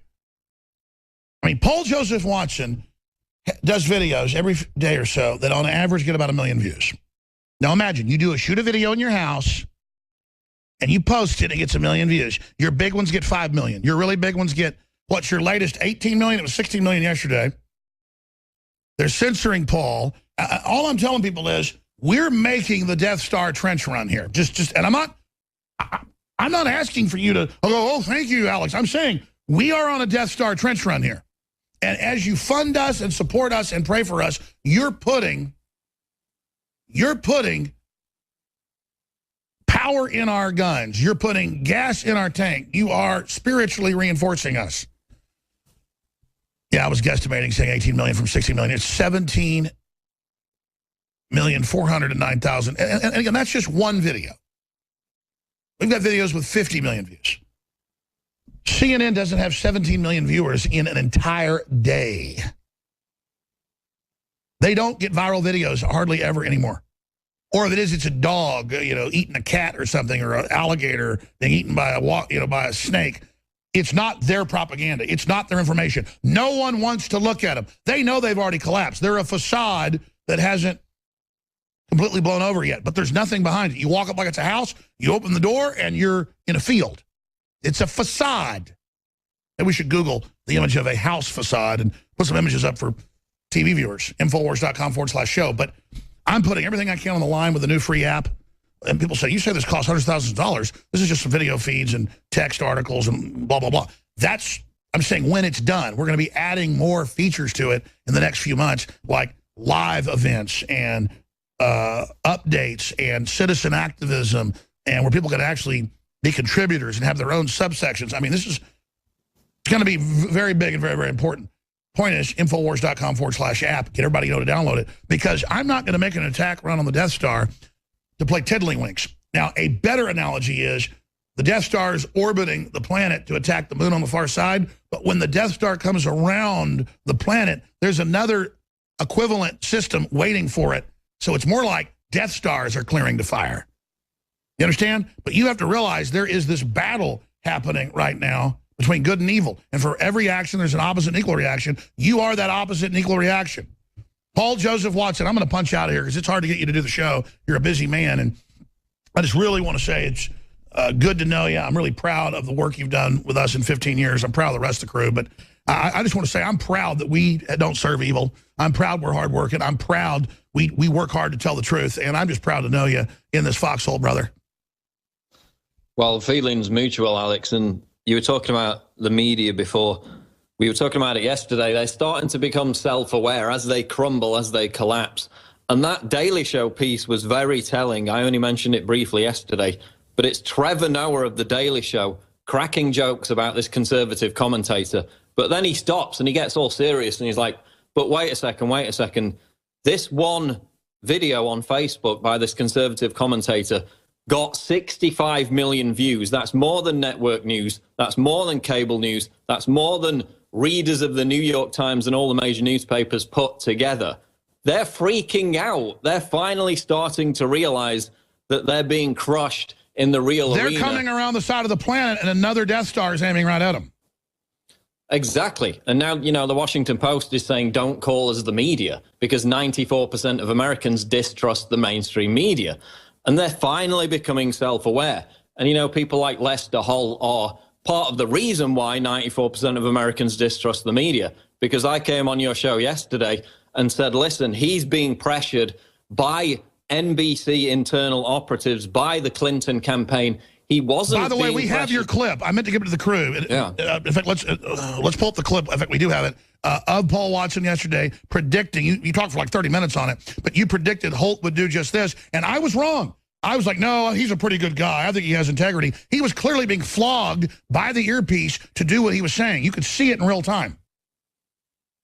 Exactly, and the point is, it wasn't pressure by the Commission on Presidential Debates, the actual authority that runs the debates, because their executive director came out before and said that it's not a good idea for the moderator to serve as the Encyclopedia Britannica. She came out and said that. It was Robbie Mook, Clinton's campaign manager. It was internal NBC operatives that were putting pressure on him, and this was in CNN before the debate, to be a, quote, fact checker. And that's why he ran off. He didn't like being put in the Candy Crowley position. So I'm sure he said, if you want me to do this, you're going to have to give me fed information. And it sounded like it turned into bullying by the end, because as they got closer to the end of the debate, they were attacking more and more. Yeah, and fact checker is just a euphemism for activist moderator. He challenged Trump 6 times on his answers. He didn't challenge Hillary once. He interrupted Trump 41 times compared to just 7 interruptions for Hillary. He's not supposed to allow the audience to make any noise whatsoever, yet he let them laugh 4 times during Clinton's lame jokes. Trump cracks 1 joke, he immediately silences them. And Alex, the media came out a week ago and attacked Trump for saying that he was a Democratic operative. So, another Trump conspiracy theory that Lester Holt is a Democratic operative. Trump was proven completely right once again. He's a rhino. He was pressured into doing this. This was a rigged debate. The facts prove it. Lester Holt did not look like a happy camper, though, so at least he's not excited about being evil like Megyn Kelly. Well, she seems to get off on it, yeah, but, you know, what have we got coming up in 10 days or so? Anderson Cooper. Admitted, yeah, I guess CNN's next, then it's Fox. Known admitted CIA officer, heir to one of the largest fortunes in the world. Yeah, direct ties to the Clinton Foundation. So later on, when I get on the show, I'm going to go through a list of things that Lester Holt didn't raise. It's a list longer than a massive grocery list, so that's going to be interesting. But the bottom line, Alex, is, you know, Hillary helped launch ISIS and the migrant crisis as Secretary of State. Yeah, and then yet today Trump. It's Trump on the defensive for saying Rosie O'Donnell's fat. I mean, how does that make any sense? Be honest with me. I know you will be. I think he narrowly won because they overplayed it, overcooked it, overstaged it. It was so skewed that that's the only reason he's gone ahead in some swing shade polls. I still think that his advisors, not letting Trump be Trump, I think them saying, you know, don't be mean, be presidential, I know they're targeting that 20% that's undecided, but I just really think this is not good. I mean, I think he won, and maybe I'm wrong. What do you think, Paul? Well, I think it gives him a lot of space to go in the next debate, whereas Hillary's just going to keep reading off her talking points and like that's a his robot. big tell. He kept saying, just wait till the next debate. He played it nice up front. Now the gloves are off. That he's always said, I'm a counterpuncher. So he let her go in there, feel all powerful. Yeah, I think it's going to be guns a-blazing. Before they say we're threatening Hillary, that's a colloquialism. That's a saying. It's a figure of speech. I think he comes in with a 360 attack next time. Exactly, and at least he got up there. He wasn't scary. He wasn't literally Hitler as they've tried to define him. So in that way, he made progress. All right, well, I'm going to punch out of here. I'm skipping this break so you have more time. Paul, what else is on the radar screen? What else are you concerned about right now? Well, I'm going to be talking about that rigged poll, obviously, Alex, with CNN. We had immediately Trump won trending as a hashtag on Twitter, which is key, despite whoever hijacked it in the end. That is key for people to see that in the very hours after the debates. And of course, when you clicked on the actual hashtag, it was leftists posting GIFs of people laughing next to the hashtag Trump won versus conservatives, libertarians, Trump supporters posting actual polls that say Trump won. So that was the difference. Of course, you had one CNN poll. They oversampled Democrats. They do this in a lot of the election polls. And they admitted it, almost double. Yeah. That is 41 to 26. I mean, that'd be like if I was playing football and I said, I get 21 players on the field instead of 11, and you get 46. You would laugh at them. I mean, this is insane. I mean, oh, we're sampling almost double Democrats, and oh, look, Hillary won. And nobody's even reporting on it apart from us. They didn't put the methodology on their website in the article. They linked to it, and it was a PDF file on CNN's image server where it actually admitted 41% Democrats were asked compared to just 26% Republicans. Hey, I want to go back to something just because I'm so interested in it. Again, I don't have time to sit there. I've tried to do it. So the reason I say it's a fraction of it is it's very small. I mean, look, we've had before 3.8 million people tune in during the 2012 election coverage of just internet streams. And I don't know what happened. I don't know why it was so big. We've never had anything else like that. The Nightly News is on some UHF, VHF stations. I've never really promoted it, so it's less than 20. But we're a lot of radio stations, I mean, more than 60 or 70 that I know of. They call up and want to do an affiliate agreement. I just say, carry the Nightly News whenever you want, okay? I don't care. Just fight the New World Order. Put ads over everything. I don't care. Do it. Take a little bit, take it all. So I always build new stuff, never knowing how it's actually going to succeed. It usually just does something else I didn't expect. But the Nightly News hasn't ever really gone big on TV, but it's gone big on radio, strangely enough. So that's very exciting. But just internet, alone, we had about 600,000 people on different platforms, on our different streams that we can look at, tune in. Okay. But then if you go to YouTube, then it's hundreds of thousands more there. But we also have videos every day that have millions of views, and then hundreds of other videos, sometimes hundreds of videos a day that are going to average about 40,000, 60,000, 100,000 views. But if you look at it all, just our platforms, tens of millions of views a week, very conservative. Like, I shouldn't be conservative. 15, 20 million views a week. Terrestrial radio, 7, 8 million people a week tune in, 2 or 3 million a day. That's just on rated stations. You add it all together, worldwide, other big sites that have our videos, it's around 32 million people a week tune into the show. That's not even counting big super viral videos that we put out routinely. So as they become self-aware, Paul, and realize that Paul Watson, on average, is bigger than The Daily Show, just you by yourself, what does that do to these narcissist brains? Because listen, I go to school events. My kids used to be homeschooled. It was great. Now they're older. They want to be on Sports and Friends, so they're in private school.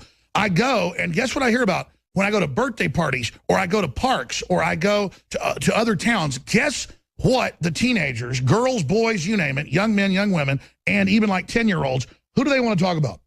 Paul Joseph Watson. They want to talk about Ian McGinnis. They want to talk about Alex Jones. How is the establishment going to counter that when all over Central Texas, Paul Watson is a rock star with 15-year-old girls? They're going to counter it with censorship, Alex. I mean, you can compare just my channel on YouTube alone to the Young Turks. Now, they've built up a massive audience on YouTube, no doubt. But my channel, with just me sitting here on my own, making, 2-3 videos a week, is growing twice as fast as the Young Turks, an organization that has, 20, 30 people working on that and video I made production. you start that YouTube just a few years ago as like a hobby, and it's got hundreds of millions of views, not counting how your stuff gets duplicated everywhere, hundreds of millions more. Yeah, I mean, I've only been doing it seriously for about, 2.5 years. They've been on YouTube since the beginning. They've got a huge team, a huge staff. They're partnered with it. They were funded by Qatar. Yeah. They're pumping out videos, 10, 15 times a day. And yet my little channel, just me, is growing twice as fast. I get twice as many subscribers per day as the Young Turks. I put it up on Twitter. You can check it out for yourself. By the way, I didn't see this Daily Show clip. You should send it to the guys and the gals. We should play that and kind of piggyback on that because just to show there's so many great libertarians, conservatives, patriots that are huge. I'm busy fighting the New World Order. I don't really pay attention to what they're doing. Who is this conservative lady that gets 65 million views on her video? Well, it's pretty odd because she's on the Blaze network and yet she's pro-Trump, so it's kind of Glenn Beck's offshoot. But it's funny, Glenn Beck can't get 10,000 views, but somebody that got on his network, which is great, it's how good things come out of evil, she's now huge. Yeah, it's because she's resonating with other people in what she's saying. So she gets up on Facebook, she gets, 5 million views per video on average or whatever, but one video in particular gets 65 million views. And The Daily Show does a massive hit piece on her. The Washington Post, The Guardian did a massive hit piece on her, and they're totally freaking out. They're saying, look, this video got even more views than the turtle humping a shoe. This is crazy. This is out of control. This is not funny anymore. What are we going to do to stop this? And it's a very telling clip because he was very serious when he was talking about it. Well, send it to them. I want to play it because we should say, elite panics over something bigger than turtle humping shoe, hijack all the trendies and reprogram them. I mean, we've got to do this. No, exactly. I mean, and the frustration is that, we're pumping out content so often, we don't even have time to manage our own Facebook pages. If we actually got them in order, we could have 2-3 times the amount of views, just don't have time to do it. So, I mean, the growth is exponential. It's going parabolic. I'm disappointed if I get 300,000 views on a video. That's disappointing for me now. I mean, that's the level, and it's only going to get more and more. Well, I'm not kidding. I mean, and by the way, it's not just young people that like Paul. It's just that when you learn, like the tennis coach tells you, hey, everybody at the school and other schools watches you and Paul Watson. And I ask him, well, who's more popular? Oh, Paul Watson. So it's kind of like I'm the old guy now, which is great. I've been doing this since I was 21. And you got Paul, been with 15 years. He's only 30-something now. And it's just good to know they're never going to win this war. I mean, if Hillary thinks she can shut me down or have me killed or whatever, good luck, lady. I wish no harm physically on you. I want you to just leave me and my family alone. And so, I mean, if I'm a dinosaur in all this, can you imagine what a dinosaur Hillary is? I mean, I think that's one of our biggest victories here is, Paul, is the globalists are disconnected. They don't realize how defunct they are. Oh, no, totally. You see that with Hillary Trump after the debates. Even though supposedly Hillary won because of one rigged CNN poll, whatever, okay, she won. 79% of people talking about this debate on Facebook are talking about Trump. He's got far more social media exposure than Hillary Clinton. You could watch the graph for the independents' favorability interest. Whenever Clinton started speaking, it went down. Whenever Trump started speaking, it went up. He's got the momentum. He's got the massive exposure. It could be a Brexit-style scenario where they're completely shocked. This wave comes in, and, people like Scott Adams, respectable people, are saying it's going to be a Trump landslide because of these factors. Well, internal polls, he's 10 to 15 points ahead. When they lied for a while a few months ago, it shrunk to 6-7 points, but it's right back there. And if he doesn't win, they've stolen the election, and unless there's a false flag. And by the way, I've confirmed what you've been just in the ether predicting from multiple military and police sources. They're trying to develop a case that we are preparing a paramilitary operation against the government. I mean, I literally could barely get my laundry done. I mean, I'm just here like a martyr if I have to just cover this. And if you guys want to burn me at the stake, go ahead. I'm not even, it's like Obi-Wan Kenobi and Darth Vader chopping him in half, to use another cheesy analogy. I mean, we're not giving up, Paul, but clearly they are really trying to organize some type of federal operation that we're like, you know, some type of cult or something. Oh, completely. Yeah, you go on Twitter, you search for assassinate Trump every single day. It's, why hasn't somebody assassinated Trump yet? From all these idiot, violent leftists. Well, people have tried to assassinate Trump. You had Michael Sanford, a British citizen, a couple of months ago, tried to grab an officer's gun and shoot Trump while he was on stage. It got absolutely no mainstream media coverage. Meanwhile, we're trying to stop murder, police being killed, civil war. We're trying to get non-GMO food. We're just good people. We're being demonized. I'm going to come back and say about Paul. I just love hanging out with Paul. We'll be right back. Stay with us. Let's have a poll on InfoWars. Who can do a better Emperor Palpatine imitation? And it's kind of a split with the crew in there. You got a special guest coming on. I'm going to punch out here, Paul. I just love talking to you. Thanks for doing a great job over at InfoWars.com and PresidentPlanet.com. And congratulations on having 5 million views every week on average, just on YouTube alone, one platform. I mean, it's great to have, 7, 8, 9 million listeners a week on terrestrial radio, but just to be doing that on the internet, we're doing it on so many platforms. So just adding your views to what we're doing, it's more than 15 million a week, really. I just keep not believing how big our numbers are. It's so exciting. It's a bellwether of the establishment collapsing. But I'm going to go ahead and do my Emperor Palpatine invitation because, how about Emperor Palpatine, for president? You have done well, Lord Vader. Do what must be done. All right, I'm kind of getting a little bit of stage fright here. I'm not doing it as good as I normally could. You have done well, Lord Vader. Now, you go ahead and do yours. We'll see who can do it better. You have done well, Lord Vader. I don't know. I think Paul's better.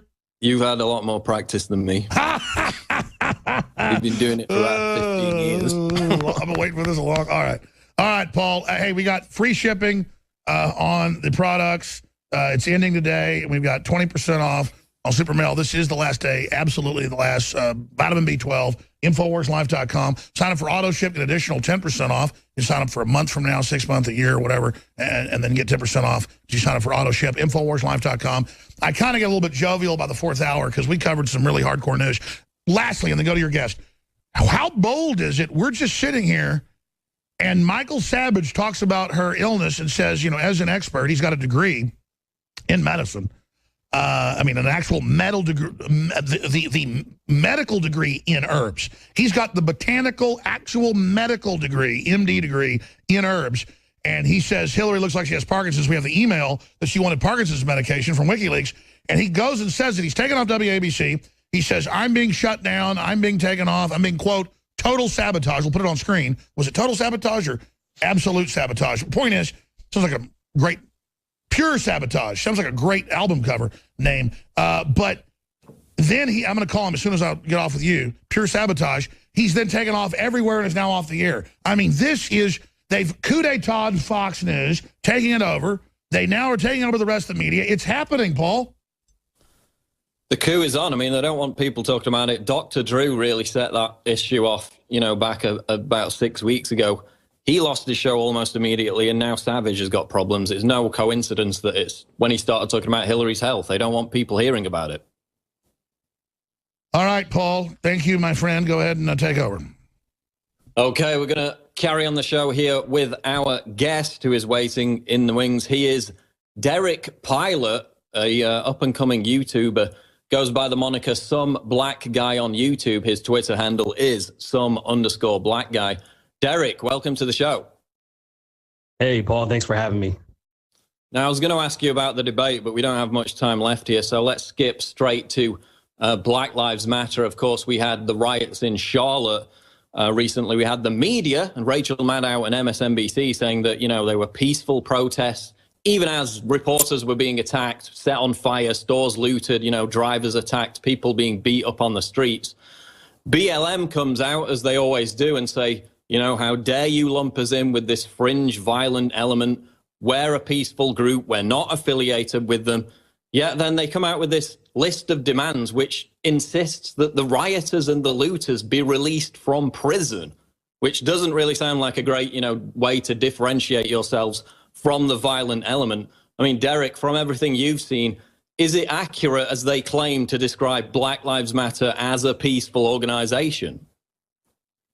Absolutely not. At this point, they're always trying to say that, they're always trying to cover and say that, yeah, that we're peaceful, but when you just say that, it doesn't mean anything. It's your actions are what's really important.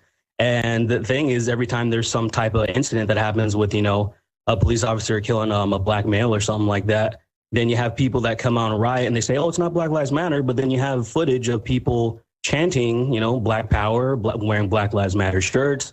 And then also, before Black Lives Matter really became a thing, there was always police brutality and things happening like this before. And there wasn't this consistent riots. So I don't it's not fair for them to say, or it's not accurate for them to say that, oh, we're just peaceful. I know some of them are trying to be peaceful. I know some of them are trying to just be there. And there's been instances where everything was nice, but then all of a sudden you have things like Charlotte, you have things like Milwaukee, and that is absolutely connected to Black Lives Matter. And I mean, Derek, I make the point over and over again, which people don't seem to pick up on. You look at their ideological guru, and I know you've talked about this in your videos, the foundational inspiration behind Black Lives Matter. Her name is chanted at every demonstration. It's cited by the founders of BLM in their original essays outlining the scope, the motivation behind BLM. It's Assata Shakur. Who is she? She's a convicted cop killer who is on the FBI's most wanted terrorist list. This isn't Martin Luther King. This is a violent radical who, left some of the leftist groups back in the 60s, 70s, because they weren't violent enough for her. She's now in exile in Cuba. That's their inspiration. So then they claim that they're a peaceful group. It's like white supremacists saying that Timothy McVeigh is their inspiration, and then the media calling them a peaceful group. It just wouldn't happen. I mean, talk about violence. Obviously, there are peaceful people within this group. They're not all violent people. But whenever I make a video criticizing Black Lives Matter, the fact is I get a torrent of death threats, even more death threats than I get from radical Islamists. So, as a black guy, you've criticized Black Lives Matter on a routine basis. What kind of heat do you get when you make those same critiques? Well, the thing is, it's actually kind of funny because most of the criticism or heat that I get are, I would say, in the 90th percentile from black people. And they just, call me things like, they say I'm an Uncle Tom, I'm a traitor or whatever. And, I've heard it all before. I've even made videos like saying that it doesn't even bother me. Just calling me names does not do anything to me, does not hurt my feelings. And it doesn't make any of the facts less true or anything like that. And so from from other people, sometimes they're kind of confused. Some black people, sometimes they do hear me out. Sometimes they're like, oh, I never thought of this before. But largely, just my criticism comes from the black community, unfortunately, and they just want me to be like them. They're mad that I'm not like them, that I'm not victimizing myself, that I don't think everybody's against me. And there's systemic racism because, I don't know how there could be systemic racism when there are black people in every type of field, all the way from being like a garbage person, all the way from being an astronaut. You can be whatever you want to be in this country. You just gotta, you gotta work for it, and it's not about, your skin color. It's not doing anything. It's not holding you back. Like, it's only you victimizing yourself, already saying that you're a victim from the very beginning and saying that you're disadvantaged. You already put yourself at a disadvantage, and like, I'm trying to tell people, especially in the black community, not to think that way because it's poisonous, and that's what's happening like all over the United States. Well, I mean, it reminds me of Colin Kaepernick. I mean, he came out and said black people in America were oppressed, in his own words, yet, 68% of NFL players are black. They're not exactly oppressed if they're getting, high-paid careers. Obviously, there's problems with police brutality, but if you look at the underlying narrative, that impacts both black and white. 5 white people were killed by police on the same day that Keith Scott was killed, yet they didn't get any media attention. The left criticizes the right when they bring up these kind of arguments. When they bring up, black crime statistics, they say black people are overrepresented, commit 50% of homicides. That's why they have more violent confrontations with police, because they're getting into these situations in the first place. But, the left comes back and says, well, you don't understand. Walking while black, African Americans are targeted simply for their skin color. As a black American yourself, do you feel in your day-to-day life when you're walking down the street this genuine state, this constant fear of cops, is that a real, authentic thing, or is it overblown in your experience?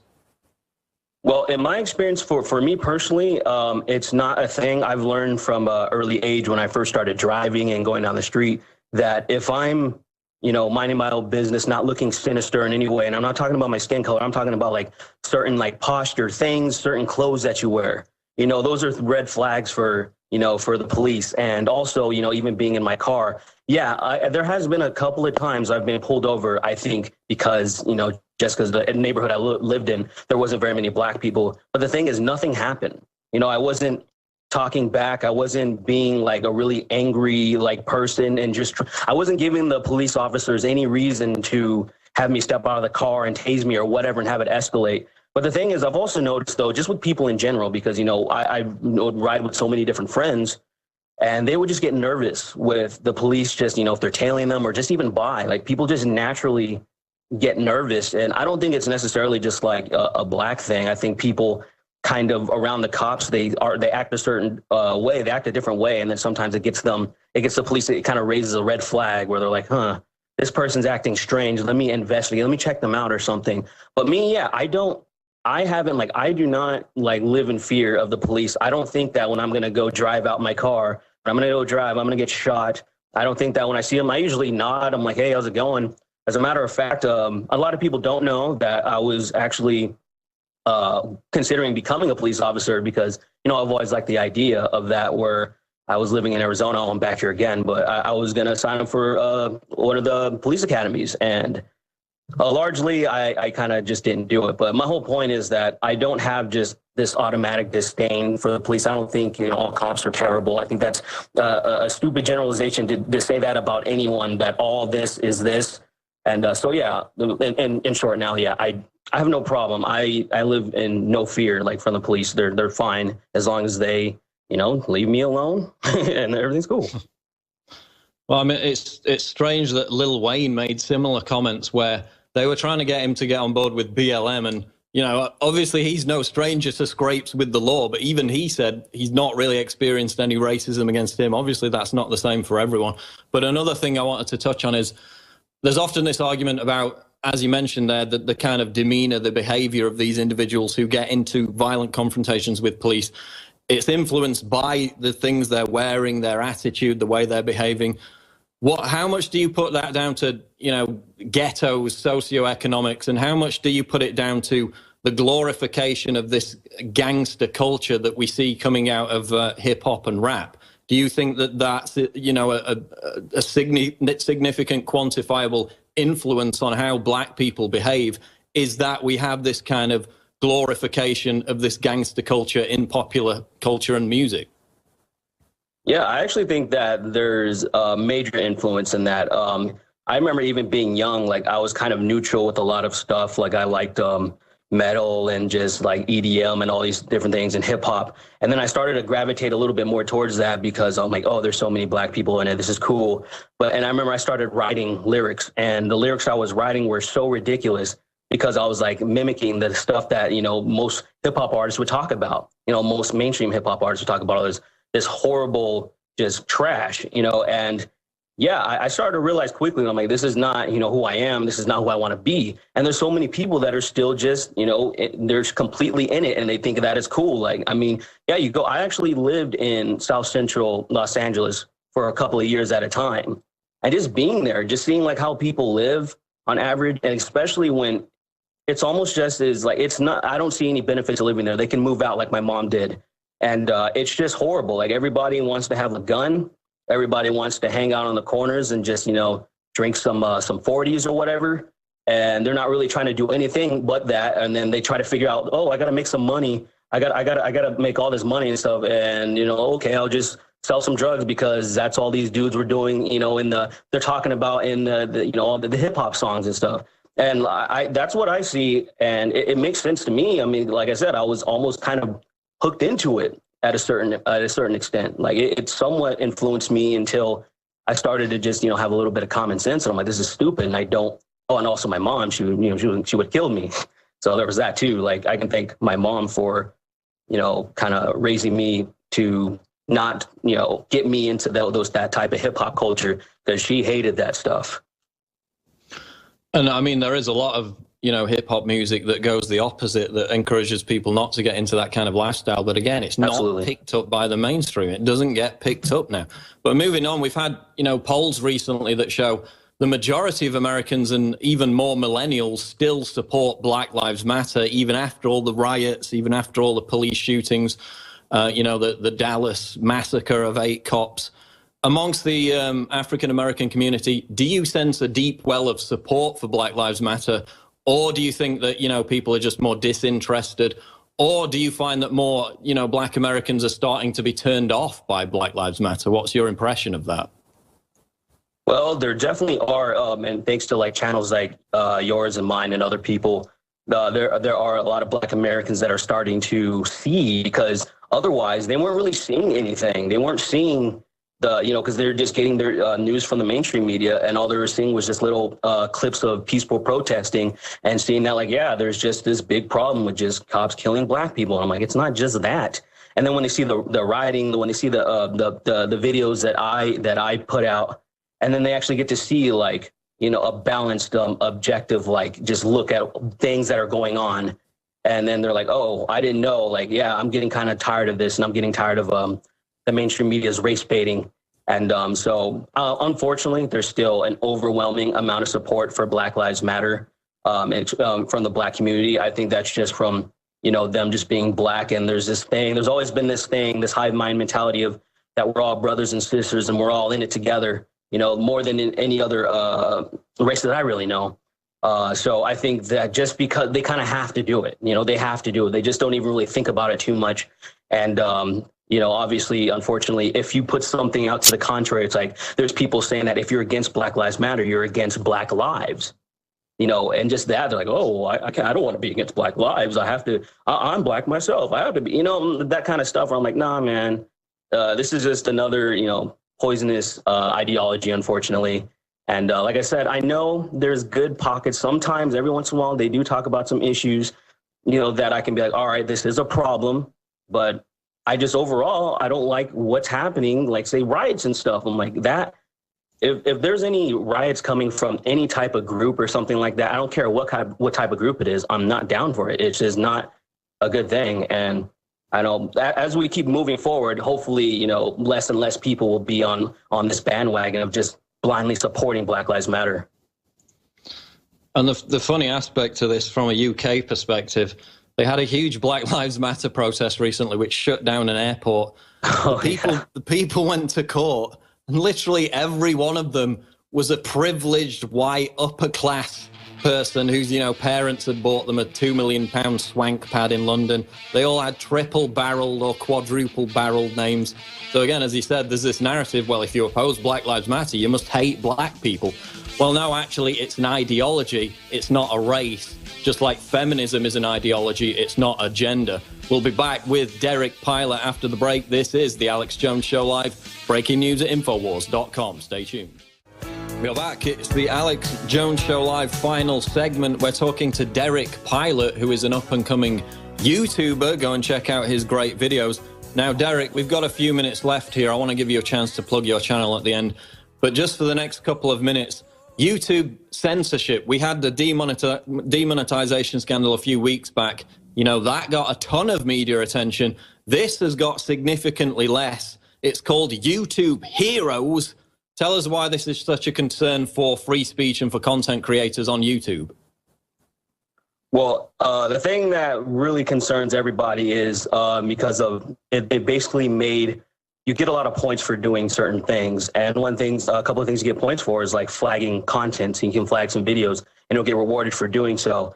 And the reason why a lot of people are concerned, including myself, is the flagging system is already flawed. They already have very flawed things say even copyright claims. Pretty much anybody, even if you use fair use, you can just copyright claim and then, they'll monetize, they'll claim your money. There's so many things that are kind of wrong that need to be fixed. And now they're kind of encouraging to flag more videos. And there's going to be a lot of people that are going to do that. And then when you get to a certain tier, you can mass flag videos. And the thing is, I'm like, there's people with vendettas, that will want to take your channel down, especially people that are, exercising free speech and that are against censorship. There's a lot of people, there's a lot of people on the left, or the social justice warriors, as people call them, that are just trying to censor everybody. They don't want you to say anything. They want you to think a certain way. And they're going to be the people that are going to try to police you. Now, it's very early, and since they try to do some damage control, look like they actually try to even switch up the video and kind of reword some things here and there without anybody, trying to make it like nobody would notice. So you can already see that they are trying to this was a really bad idea. So I'm actually, with the backlash that they're getting from a lot of the content creators, I think maybe something, I don't know if they'll really take it, if they're going to really push forward with like the things, because it's not all bad. The YouTube Heroes thing isn't just completely across the board. There's some things that are good. For example, like you can get rewarded for putting subtitles on people's on videos. But the thing is, to the contrary, I guess some people are saying that, they're doing that because they want you to, they want to be able to find out what's being said in your video. So maybe it would make it easier to identify what content is inappropriate, and not advertiser friendly. Like say mine, for example, I use a lot of profanity because it's just how I talk. I mean, I'm just being all good and respectful now. But like that's what some people are saying. It is very trustful. It is very worrisome because it seems like they keep doing some stuff that is just making it really hard for you to just be yourself and to really like get the truth out there or just speak your mind. And it's very I'm very concerned because this is right now, this is my livelihood, Exactly. And I mean, I've already got messages from SJWs, salivating over how they're going to censor my videos. Just in the final minute here, tell people how they can find you on Twitter, how they can find you on YouTube. Okay, so if you just go to YouTube and type in Some Black Guy, my videos will pop up, or, youtube.com/someblackguy, whatever, it'll pop up. And on Twitter, you can find me at some_black guy. Those are the two things. I'm on Twitter daily, so you can keep up with me. I do a lot of interesting stuff and talk and say a lot of interesting things on there. So, yeah, that's pretty much it. I have other social media, but those two things right there are keep up with my videos and keep up with my Twitter. Okay, we're always very keen to have new independent voices on the show. So there goes another. This interview will be up on my YouTube channel tomorrow. So that's all well and good. Go and check out Derek's videos. Derek Pilot, thanks for joining us. No problem. Thank you for having me. There goes Derek Pilot. Go and check out his video.